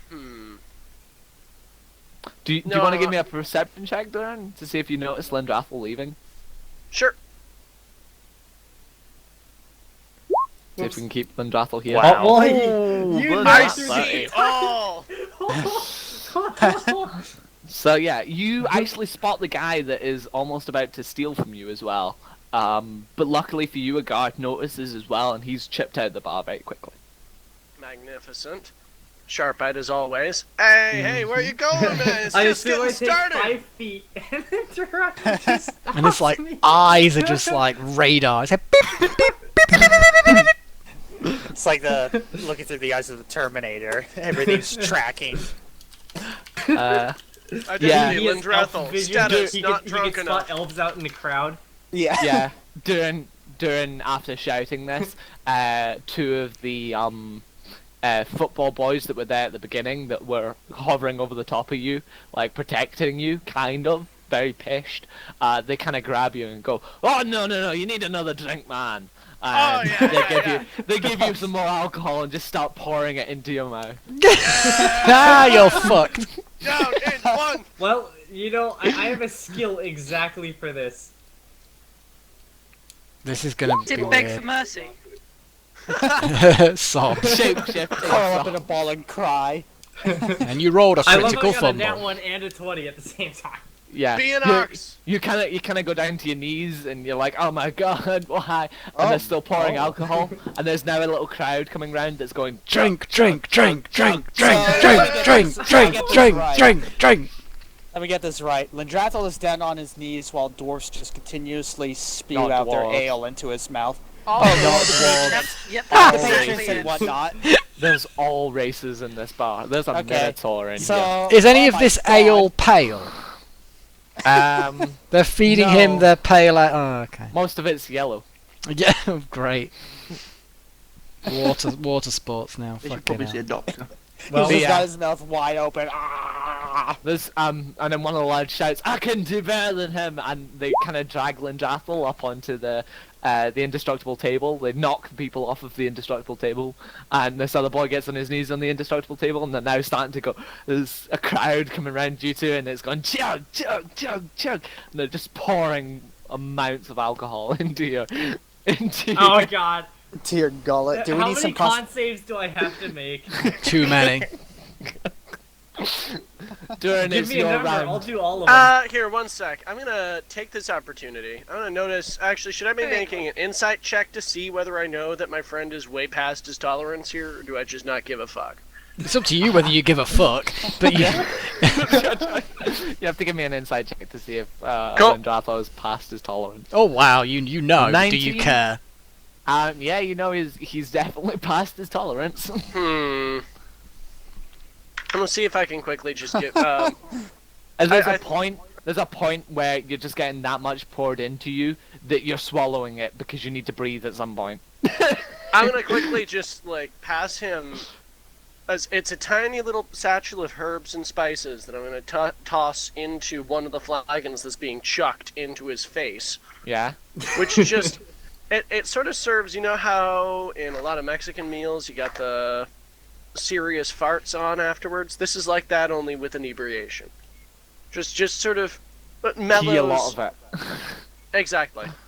He's gonna pee a lot of it out, so he doesn't Exactly. get as killed. Okay, cool. Exactly.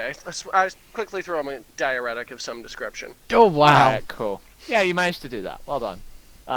It won't take effect for like at least 20 minutes or something like that. But he will be peeing, but they are still pouring drink into his gob. Oh yeah. So how many con saves do I have to do?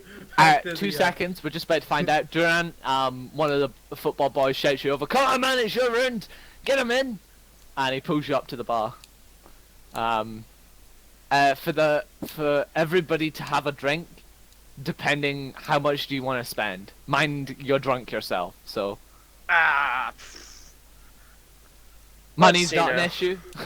It's not too much of an issue.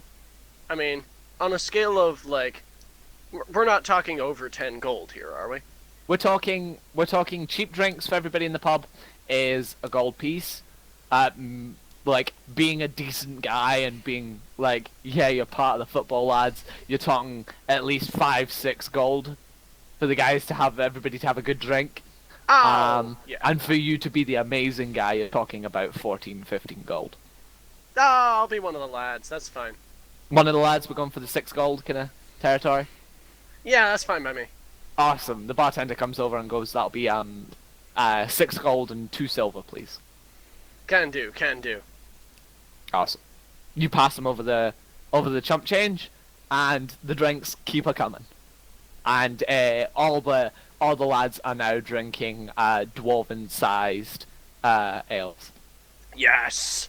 And even one of the boys brings over a jug of concoction, which is it looks like it's a rainbow in this jug, and it's literally yellow, blue, red, orange, green, purple, pink, and it's just all these different liquids, and they're slowly starting to congeal together to make like a kind of dark purple. And If I make them, would I have to do once again an insight, an investigation, or a medicine to find out what the hell that is? history. History. Can do. Yep. It's a drink. History. 12. It is a cocktail. It is called the Rainbow Death, and it's something that's made that people aren't meant to have a glass of. You're meant to have a sip of, and it's made in jugs because the whole pub's meant to have a sip of it. Oh, nice. Yeah, one of the lads brings that over to the 2 at the table and goes, "Right, he's ready, boys. Time to chug." And he pours half into each jug. Intervention! Actually, I say, hold up, lads, hold up. And what I do is I quickly just take one of the tiny little sort of matchsticks I got and light the top of it. It does, it burns away the alcohol. What? And you stick the match into the drink? Yeah, fuck, I'll drink the match. Okay. You do that? It's probably healthier than what the actual drink is. Probably. It's gonna go phoomp You do now. that? No, it doesn't go phoomp. It's the top alcohol isn't flammable as that. It's kind of one of the weaker ones. It's the bottom one that's the killer. So it does go out before it gets all the way down there. But you will knock out some of the dangerous ones. But yeah, no. The lads go, it's alright, it's fine, it's still drinkable, and they go, and they start chugging it down Lindrathel and this other poor boy, who probably at this point regrets saying that he could beat Lindrathel. Oh, yes. Yeah. To have the constitution of a player character, that's any NPC's dream. That is true. So yeah. The whole jug is thrown in, and Lindrathel, you're gonna have to give me 1, 2, 3, 4, 5, 6, 7, 8, 9, 10, probably 11 con saves. Oh my god. You fail. You Good fail luck. like if you fail 8 or above, you die. Oh god. You just flat out die. Can the herbs that I gave him like give him advantage or some shit? Well, he's got 2 critical successes there. That's fucking amazing. That's true. Yeah. Oh, he can. You're all good, Lindrathel. You're all good. Wow, Okay. you took that like a man. There was only a single. There was only 1 single-digit roll there. They were There all was. double digits, but 1. That was The boy- genius. I The say boy another beside round. you, And the boy what- beside you passes out, and he just collapses to the floor and is like gurgling on the floor with his face to the floor. And one of the bouncers just comes up and throws him at the pub. Hopefully he lands. Hopefully he lands face down so he doesn't drown on his own vomit. Exactly. No, I quick- he's dead. No. Yup. You don't Do I know notice that this? yet. Well. Well, you don't know that I yet. outdrank a man until he died. I can now officially say that. But yeah, as part of your, Albeit it was You're a forced, dwarf now. You know. You're a dwarf now. yeah. Honorary dwarf. Lindrathel, there is a woman with a guitar behind you, and she's singing praising your honor. Wow. Well, I'm gonna bow and then I'm gonna pass out like blackout drunk on the ground again. Awesome. A couple of the football boys pick you up and put them around your shoulders, and they just continue bouncing with your lifeless body. You're about to piss all over them. So yeah, your night ends. You don't remember what the fuck happens. Yeah, well, I would assume as much. Man, I just wanted to go to bed and do all of this. And of course, Darren went, "Man, you're not leaving just yet." The football boys went, "You're not leaving, Dude, Duran with his fucking Elfdar just honed in on me. My buddy's leaving. I can't help that." Duran, you're still going. Do you want to start giving me your con saves? Oh, sure, at some point. Yeah, you've got to give me. I do get a bonus bonus to those. Yeah, you've got to give me. No. It's technically still poison, so you can't die from it. But no, you've got to give me 10 con saves, and you only die if you fail all 10. Pass one of them. There you go. You passed one. You passed 2. It doesn't matter. You'd have to fail all 10 to die, because you're a dwarf. Fair enough. Yeah, you will pass out as well. Cool. Do I make it to my room first? No, you are the football, or cool. What is a rugby ball more? Nah, that's and you're fine, just kind of you're tossed about the room. The party goes well into the night. Early hours in the morning. By the time everybody's out. Duran, you wake up. You're in the corner of the pub, and you're just passed out up against the corner. And there's about 12 of the lads kind of passed out at your feet as well. And they're all just passed out up in this corner of the pub. Good. The table's been moved away, and guy won't be sitting there. I can move, right? No, you're still passed out asleep. I'm just telling you where you end up. Okay. Yeah, there's just... You kind of wake up, but you're kind of that state of so drunk that you're like... Yep. Nope. But back to sleep. Yep. Lindrathel, you wake up, kinda. Somehow try I to made wake it back up. to my bed, which I'm You very did make it back to your questioning.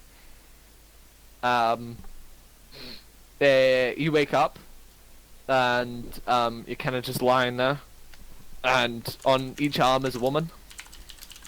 It seems to be the two musicians. Well, now I was blacked out drunk, and somehow I still scored. And you're kind of just, you're like. Or you were raped while you were unconscious. Yeah, that too. You can also see the woman on your right arm, which is the one in the blue armor. Probably not the safest girl to be locked up with, because she seems to be covered a little bit. She's quite wet. She's kind of sobbing wet all over, and her hair is soaking wet. And there's a bucket that's kind of half filled, just to the right hand side of the bed. And the other woman's perfectly dry, but yeah. Yeah, you're kind of the same state where you're like, fuck it, back asleep. Well, it's more like I go into semi-conscious meditation, you know. No, you pass out. Oh, I passed out again. I mean, Yeah. in fairness, this is a degree of inebriation that I think surpasses the elf trance. Yeah, you're just unconscious. I like to think that the dwarves gave him a badge, and it's just a big. It's like a golden ale mug. Hell yes. That says honorary dwarf. No, both Duran and Lindrathel do have.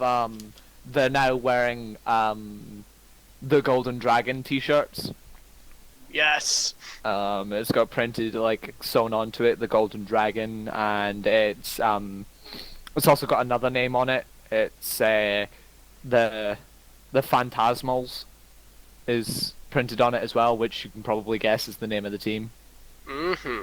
And then it's the Golden Dragon with the cup kind of thing. And yeah, you're both wearing one of them. Good stuff. So yeah, Duran and Lindrathel, you are at level 5 exhaustion. Holy shit. That's Which- very exhausted. So yeah, you have disadvantage on ability checks. your speed is 0, you have disadvantage on attack rolls and saving throws, and your hit point maximum is halved. I'm just gonna pass out and take a long rest. Oh, definitely. Yeah, same here. I don't think you have any choice in the matter. Permission to make a Constitution save to shuffle to what could be my room. Permission granted. Cool. You need a 25 and above. Well, That's a critical then, or just about. Oh! Oh my god. Boom! Yes! Badass dwarf, you know how to be drunk. Booyah! That's the dwarf that knows how to be drunk. So you manage to kind of crumble and crawl your way, kind of sluggishy. The two ladies that you're with, Lindrathel, they're both at level 5 exhaustion as well. Oh, okay. So basically, after a night. Everyone got Hang on. so drunk. No. What it is that you just wake up in bed with 3 females and you're all level 5 exhaustion. What did you do last night? I don't know. Yes. I was blacked out, dude. That was some night. I rolled like 2 nat 20s. I don't know. To be Somehow fair, you made you're it. You're looking at those two being like, I don't know, but I don't care. You feel too bad. Yeah, I'm more like I don't know and I don't want to know, and then I fall back asleep. Yeah, Darren, you managed to make it to your bedroom. It's not the same one as Lindrathel and that, but Oh. it's I don't have that many. You stumble in on me. Oh god, get out of my room! I make sure to buy another round. I'm gonna pay just like what was it? What was the lowest amount? It's 2 gold. I'll pay 2 gold for a round for the house before I go to sleep. Okay. It's I- different I- bartenders that are on at this Casually point. while you're drunk. What's Yeah. your charisma modifier now that you're pissed drunk? To him, Drinks! to him it's plus 20. To everybody else it's minus 6. Yeah. So they're all like, Unless they have also plus 20 because they're incredibly drunk. oh yeah. If you're going up against an incredibly drunk person, it's a plus 20 off. But if you're going against a sober person, you're at minus 6. Hmm. But yeah, no, you give the bartender 2 gold. He kind of nods and says, "Thank you, sir." It's 2 completely different bartenders from last night because the other bartenders had to go home Yep. and Yep. sleep and somehow survive because they ended up drinking as well. Because when you have that many people and they're that drunk, they normally jump behind the bar and like, "Come on, bartender, have a drink with us." Oh yeah. Kind Yep. of just keep going. So yeah, they didn't get as drunk. They're not exhaustion level 5, but they're like exhaustion level 2, and they're like, "Ugh, how did I keep selling booze?" Well, I hope the tips were worth it. That pile over in the back room. Yeah, again, it was all coppers and silvers, apart from the little pile that was your money that you paid in gold pieces. I think the big question is how much sick is sloshing from side to side in this tavern. Oh no, the tavern's completely clean in the morning. Mate, as a rule of thumb, you puke out the window. Or at least in someone's lap so they have to clear it up. Exactly. You don't leave it on the floor. Ah, that's rude. Exactly. But yeah, now during you make it back to your bedroom. The bartender comes up to you while you're asleep in bed, and he kind of just opens your gob. You're kind of a bit awake. He just opens your gob and he gets a kind of pint of water, and just kind of just pours it in, Ah! What? Why? Whoa! and no. then shuts your gob, and then just says, "It'll fix you," and then he leaves. And he comes into Lindrathel's room and does kind of the same, and just kind of pours a big pile of water in his mouth, and same with the girls. And he kind of holds his nose and goes, "Jesus shit, that's not right." Each to their own. Each to their own. And he pours the water in, and then he leaves again. So, after this long rest, You love this, don't you, Duran? You caused this. after May you your never be guys, without what you love. after your guys' long rest, you will have full hit points again. Well, no, you'll be at half hit points because you would have only just lost the hit point half maximum. So Your maximum will be normal, but you'll currently be half of that maximum. Yeah. So half of Duran's would be 38. And there we go, 37 for Lindrathel. So yeah, and you will now only be at level 3 exhaustion when you wake up, which will be disadvantage on ability checks, speed is halved, and disadvantage on attack rolls and saving throws. Enjoy. Thank you. Yeah. I'm just gonna In take another response- fucking long rest then. I'm fist bumping the air. Yes. You fist bump the air, but you can't move, of course, because there's 2 women around your arms. Oh Yep, wow. exactly. So you just fist bump in something, and you just and you fall back. Yep. Yeah. What's that soft I'm thing? sorry. I can't coherently actually see anything. So. I dwarf fist Now bump is when you're myself. rolling your nat one. You Punches dwarf, himself in the dwarf, face. yeah, you dwarf fist bump your face. I can just see him punching himself in the face and knocking himself out. What? Dwarf fist bump.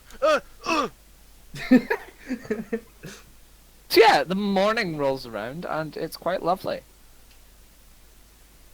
It's quite a beautiful morning. The sun is shining. However, Lindrathel's and Duran's rooms have been blacked out. By Because the vomit? bartenders... No, the bartenders Oh. are quite nice. And they shut the Very, curtains. very kind of them. They know how to Yeah. deal with drunk people. Garrick, you awaken. Having a very relaxing night. Mm-hmm. Very relaxing night as well. The alcohol has passed through your system, you're fine. There's a glass of water at each of the bedsides. For you and Sarah, of course. I'm when going. you wake up. I'm going to take a sip and then I'm going to put it back. I'm going to roll over and hug her. Just gently Yeah. sort of drape my arm over. And, yeah. Yeah, just cuddle in. Yeah, That's fine. definitely. The sun's kind of slowly cracking in. The maid comes in and kind of looks at you two and then kind of just shuts the curtain a little bit. Cool. So that the sun isn't completely draping in. She leaves again, quietly.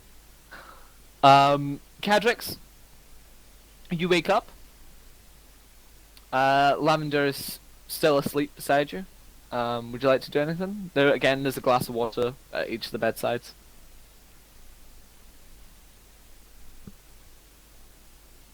Yeah, I'll have a drink of water, and I'll slowly start getting out.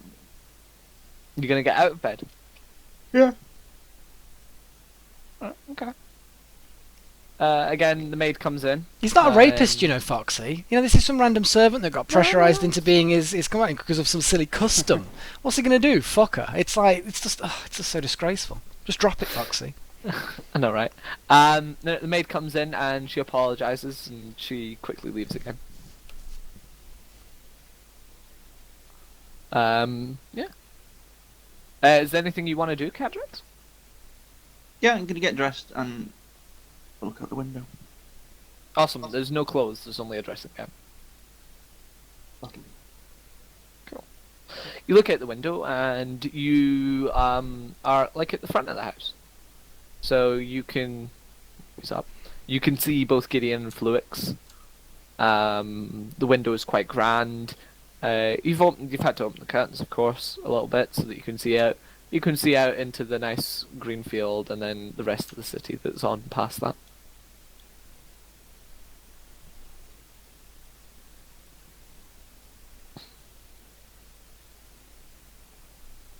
I'm just gonna stand there and look out over the city for a short while. Okay, cool. The question is, Cadrix, is that would you have rather have been at the tavern last night, or are you happy where you are? Ooh. I think he's glad where he is. Oh, come on now. I Don't would have drink the much dragon. rather been in my bed, but Duran looped me into this. Hey, hey, hey. You're a legend now. Oh yeah, yeah. Yeah. I'm on the dwarf community. I just wanted to go to bed, but instead I became a legend. Would like to point out, it's not a legend from the dwarf community. There was a lot of humans, catfolk, elves, orcs, minotaurs. From the drunk community, then. Yeah, Yeah. the drunk. The drunken Drunk- sports Exactly. community. I became a legend. All the Yeah, sports who- fans. They probably have a nickname for you, and you'll find it out if you ever get back to the living life of day. Yeah, in a few days you'll crawl out into the sunlight, and you'll start hearing a word being chanted over and over and over again wherever you go. Because you have no idea what happened last night. Well, you can probably guess the Yep. basics. Yeah, I can guess the basics. He Glass probably hand's where it's can. at. You probably can, but Durin wouldn't have seen it. But so we'll see we'll see whoever can look at the bar when they first get in. Okay, so yeah, Cadrix, you're fine. Yeah, so it's my girls then. You wake up. It was as restful night's sleep as you probably would have gotten because, yeah, the pub was swinging last night. So, Azela and Sora, what are you up to? Cuddling. Cuddling, Just cuddling. I guess. Cuddling for like an entire 24 hours. Don't even pretend you don't like it. I'm been not cuddling. gonna. I'm not gonna say I'm not enjoying it.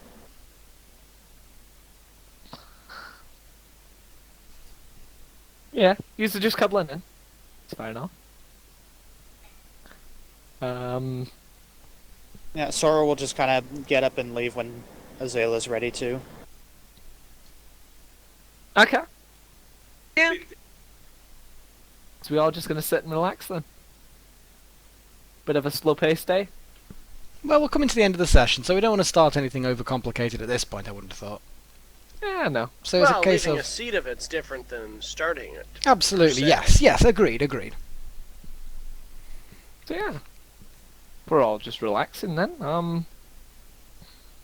Of course, not after too long, Garrick. You can either fade to black again. Yeah, because Sarah will wake up and she'll have a drink of water, and she'll kind of cuddle in as well. Oh yeah, we'll fade to black again. They'll probably fade into black again. Oh yeah, why not? You got morning wood. Not for long. Well, I don't know. Give me a con save. We'll see. Oh yeah, I never can't save. Holy crap. That's alright. Average. Yeah, you did not too bad. You lasted long enough. But yeah, after not too long, you there's 2 dressing gowns in the room, 1 male, 1 female. And you just can head downstairs for breakfast. That sounds like a good plan. Cool. Both Nicole and Fox here are already at breakfast. They're fully dressed. And there's, of course, 4 seats left open, and all 4 of them have name tags, and it's 1 for Garrick, 1 for Sarah, 1 for Lavender, 1 for Cadrix. Who would have thought? Yep. Cool. Again, not after too long, Cadrix, Lavender wakes up, and she takes a glass of water, and she says to you, "Are you okay, sir?" Yes, I'm fine, thank you. She Not says, entirely sure where my clothes have gone. "Oh, it's custom. We'll be going to breakfast first before we're dressed." Good question. Was I? Wait. They eat breakfast in their dressing gowns? Yeah. Hell yeah. Okay. She says, "Did I upset you, sir?" No, not at all. Anyway, Okay. let's get down to breakfast. She goes, "Indeed." She'll again. You've got your dressing gown off. Do you take the lady her dressing gown, or do you let her just walk across the room to get it? I'm gonna let her get it. Okay. She gets up. Again, she's completely naked, and she puts on the dressing gown, and you escort her down to breakfast. Garrick and Sarah are 5 minutes behind you. By the time you get by the time they get down there, you are all sitting and eating breakfast. Seems to be quite lovely. It seems to be like poached eggs and toast and stuff like that. So it's all good. What kind of eggs? Basilisk eggs. These people are crazy. Hell yeah, cockatrice eggs is where it's at. Yeah, they're a bit tough. Yeah. McCall obviously looks at you, Garrick, and kind of gives a bit of a wee grin. Cool, thank goodness for that. Just kind of nods his head. Because he could frown, shake his head, then point his fingers at his eyes, and then his fingers at me, and then run his thumb across his throat. It's I'd be like, but no, this is a much better outcome. Yeah, he kind of just a wee bit of a grin and gives you a bit of a nod and says, "Good morning." Good morning, sir, madam. I'll mention to Fox. Mm-hmm. And say, did you have last night was wonderful, wasn't it? It was very fine food. Thank you very much for your hospitality. It's been very gracious of you to accommodate me as well. Well, after your time in Fallen, you deserve a bit of a luxury. It was very welcome. Very welcome. Do you want to give me a perception check? Yes. Good luck. No. Oh god. Oh come on! Perception checks. Asking me to do a perception check's like asking me to just not. I might as well mute my speaker, walk away from the computer for like the next 30 seconds. Yeah. Cadrix, do you want to give me a perception check, please? 13. Cool. McCall is wearing a amulet that he wasn't wearing yesterday. He seems to be in kind of the same clothes. They're a bit different, of course. They're different colours, more than different make. But he seems to be wearing a amulet now, where he wasn't yesterday.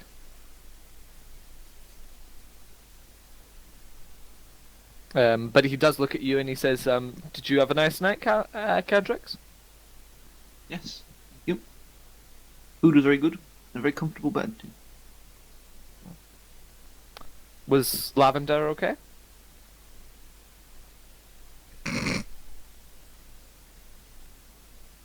Yes, everything was fine. And he says, "Good. Glad you enjoyed your evening." So, gentlemen, what is your plans for today? I'm gonna sleep another 6 hours. I assumed that was Nicole asking me and Cadrix, but hell, that's as good an answer as any. I want to go back to bed. Was it Nicole asking that question? Yeah, it was Nicole. I was going to rejoin my companions, make sure that they were okay. After all, I think that they would have been eager to relax after our time in Fall, and don't want to leave them for too long. Also, it might be an idea for me to just let them know of the basics of what they need to know about recent events. Nothing specific, but yeah, best to give them the heads up. He does say, "Oh, Garrick, I did a bit of digging last night after you all went to bed. And, yeah. He clicked his fingers and Penningsworth brings over a letter. Scroll. Okay. And then he says, that might be a bit of use to you." Okay. Is this scroll sealed, or is it just rolled? Yes. Or what's it sealed with? His stamp. Okay. I'll see if he's looking to see if I'm supposed to read it now, or if does he seem to be waiting on me? Oh no, he's eating his breakfast. Okay, cool. I'm gonna put it somewhere secure inside my robe, and I'm gonna carry on eating breakfast then. Cool. Yeah. Again, breakfast is quite lovely. The bacon is done to perfection. And not after too long, Sarah says, "You won't be leaving too soon, will you?" No, not until later today, if that's okay with my hosts. But I do want to make sure that my companions are okay before nightfall. But if you wish, I can definitely come back, make sure that everything's okay here. Oh, definitely. Then it would be my honour to do so. If it is okay, could I leave my horse and my dog here to be cared for? Oh yes, we wouldn't have Foxy that picks up and says, "Oh yes." We wouldn't have them any other place. Thank you very much again.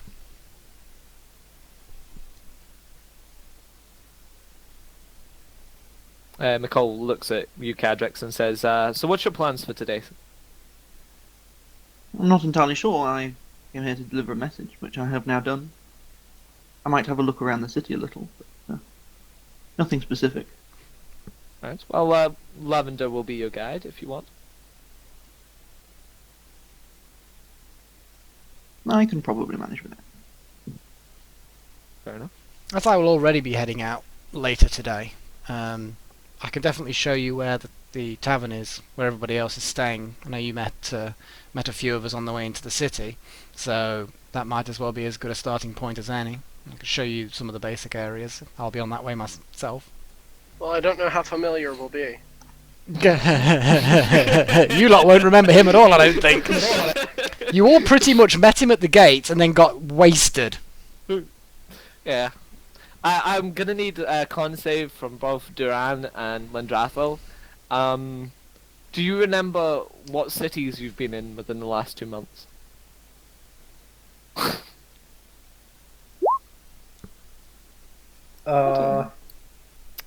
Lendrathel? Ooh. Okay, 11s. Alright. Use remember right now anyway. Your memory goes... it basically gets to the point where you started fighting Lucius outside the gates, and then it just kind of becomes a blur. Everything just kind of blurs. Remember, I get at least a +4 advantage to Constitution saves regarding the effects of any poison. This is true. Wasn't that already added in? No, not for this one because that was just a bait. I forgot to add it, but I can roll another one if you guys like. I don't know. No, 15. You might as well yeah. just add. 15. No, you're still. You're probably. You were just getting to the outskirts of the city walls. Kinda, this place's city's walls. You were just getting to the outskirts. You'd maybe just spotted the caravan, and then everything gets hazy. Lendrathel remembers the fight, and then everything gets hazy. He doesn't remember turning into a spider and eating a horse.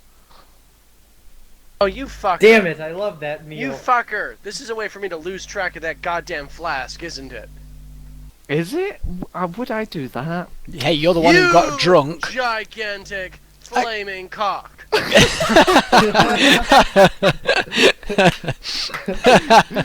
Wow. Thank you. Thank you. I did try. Fortunately, You had a piece of paper. Yep. Yep. Hey, if you give the DM any room to take you over, he'll take you over. That's why I attempt to plan accordingly. Exactly. So yeah. The next part of the morning will kind of just be uneventful. We've got 2 players sleeping, we've got 2 players cuddling, we've got 1 player is going to fade to black, and most likely, because Sarah will want to go and get dressed. Well, if she wants another one in the same 12-hour period. Fucking hell. Good grief, she's insatiable. Are you going to say no? No, I'm not going to say no at all. Sarah fades to black. And of course, Lavender will take you back. Well, you'll escort Lavender back up to the room, and then yous will get dressed. Cadrix, you basically have free roam in the house, apart from a couple of other bits and bobs. Is there anything you want to do while you're in here, while you wait for Garrick?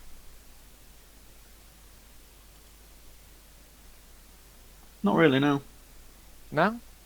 Lavender will get fully dressed, and she'll be more in a like kind of daytime kind of dress.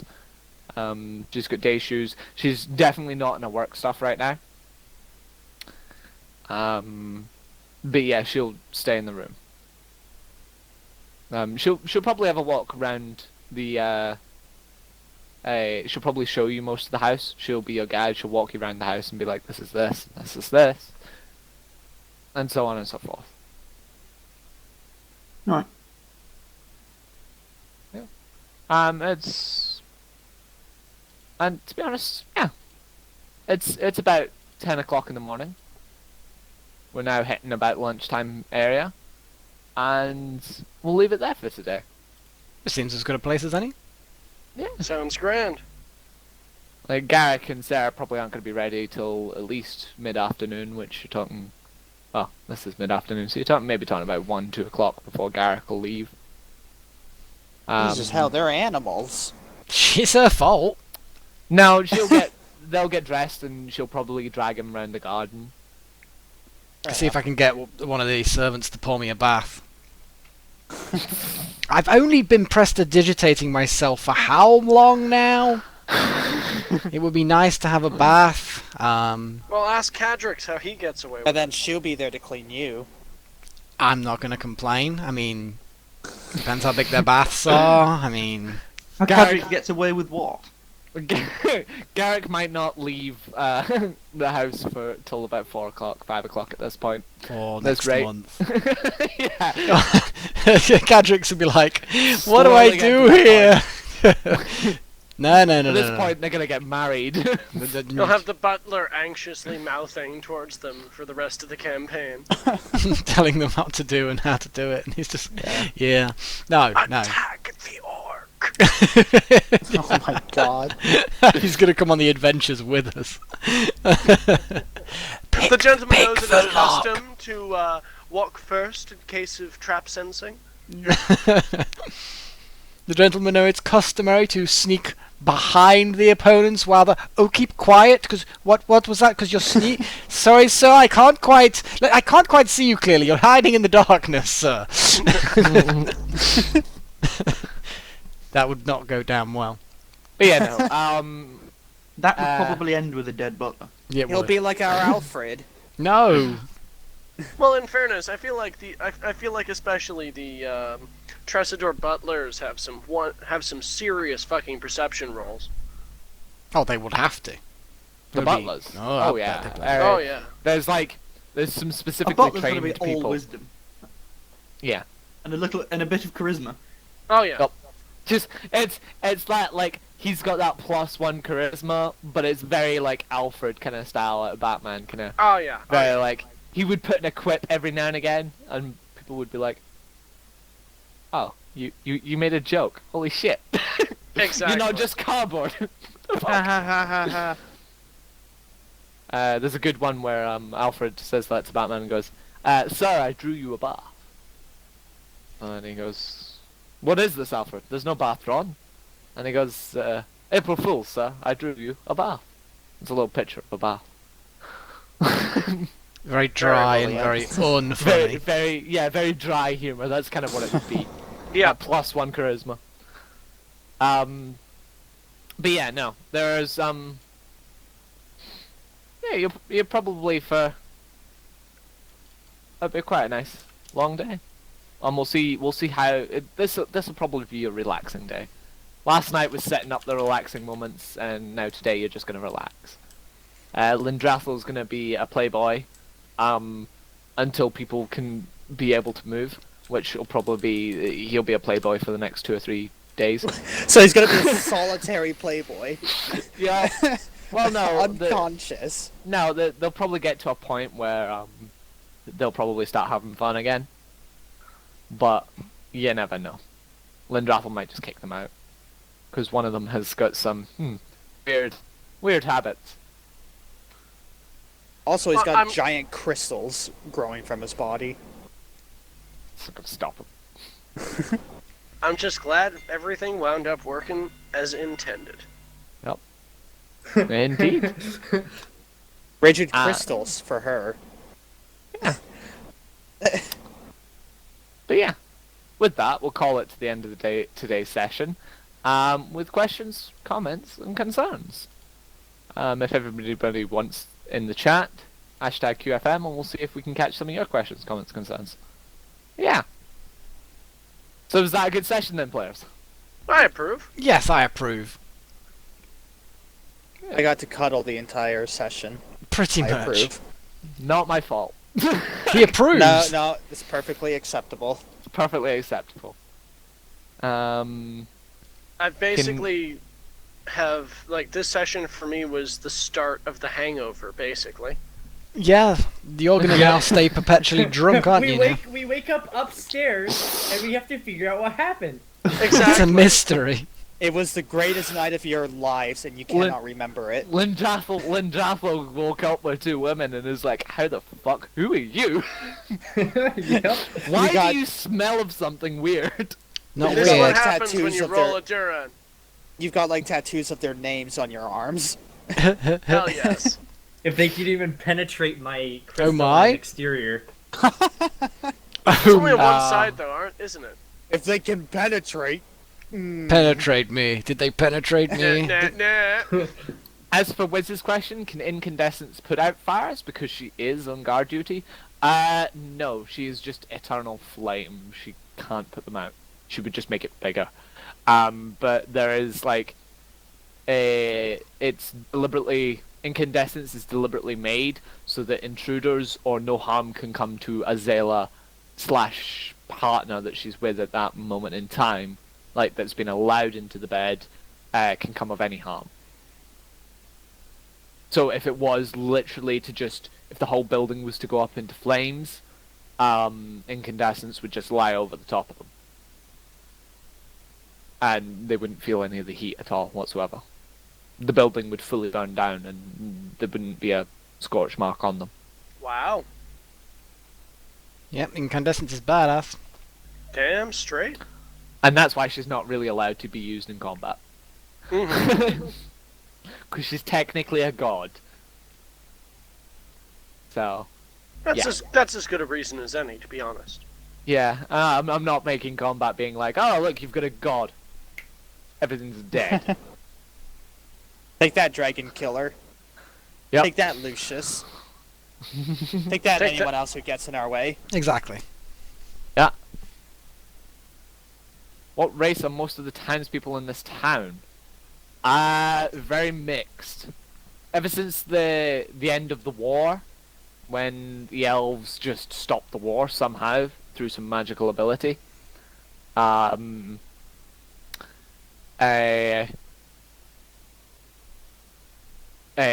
lot of the cities and the towns they didn't go to the old ways of being very racist.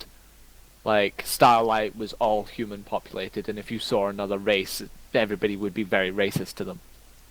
Apart from, I think it was dwarves and gnomes who were kind of allowed. Dwarves and halflings. Yeah. Dwarves and halflings were kind of allowed because they were just smaller versions of humans. Same with the elves.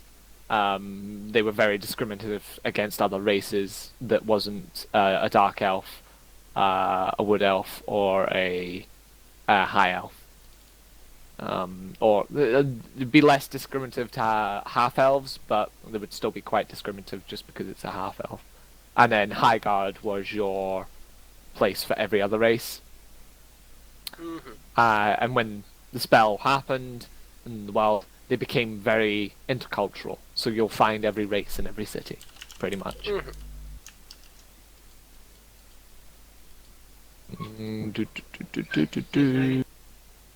Seems legit. Yeah. What is the drinking age in this world? There's no world court, so there's no drinking age. That, and also, in general, it's a common record that before water purification became a serious thing, and in places where magic might not be a thing enough for water purification to be all the way there, Very safe. Yeah. weak beer was generally what everybody drank. Milk, which was expensive, but ale, much better. I mean, Ale, ale. milk was the unless thing. you had a cow. Oh, Or wine. Exactly. Wine Milk if is- you're super well off. Oh yeah, you have to be very well off for wine. The peasantry generally ate ale, weak ale instead of water because water was The just alcohol would burn out It's away all the germs. that's Not all of them, but- No, it's not. During Most the of the fermentation process, generally. it's actually not to do with necessarily the fermentation or the alcohol. It's actually to do with what you have to do with the water to allow the yeast to survive. Being See, a that being a makes brewer, sense. I'm a home brewer. I've got like 22.5 liters of beer brewing downstairs. See, likewise, I thought it was the process of the yeast eating basically everything else in it that killed all the bacteria as well. Anyway, Anyway. Well, the yeast take the space that other bacteria could, so they kind of get an upper hand and keep it. I don't care. Someone asked. This is interesting. I'd like to hear about it. Okay, superb. Can we get to the other little bits that I have to finish up the game so I can scoot? I've got food. We could do this off camera. Yes. This is fine. As for everybody watching at home, I hope you all enjoyed getting back into our regular streaming. It would be every good. Sunday now. Yeah. So yeah, I'm glad you hope you all enjoyed, and can't wait to see you all back here next week, same time, 3 o'clock. Damn tootin'. Sounds good. Oh. This was a nice recuperation session. Yes. So anyway, I will stop the stream in a moment. So everyone say goodbye. Yep. Cheerio. Hola. Oh wait. Fuck. That was hello. No. Ciao. No. Just say ciao. Ciao can be hello or No, goodbye. I'll just say goodbye. Auf Wiedersehen.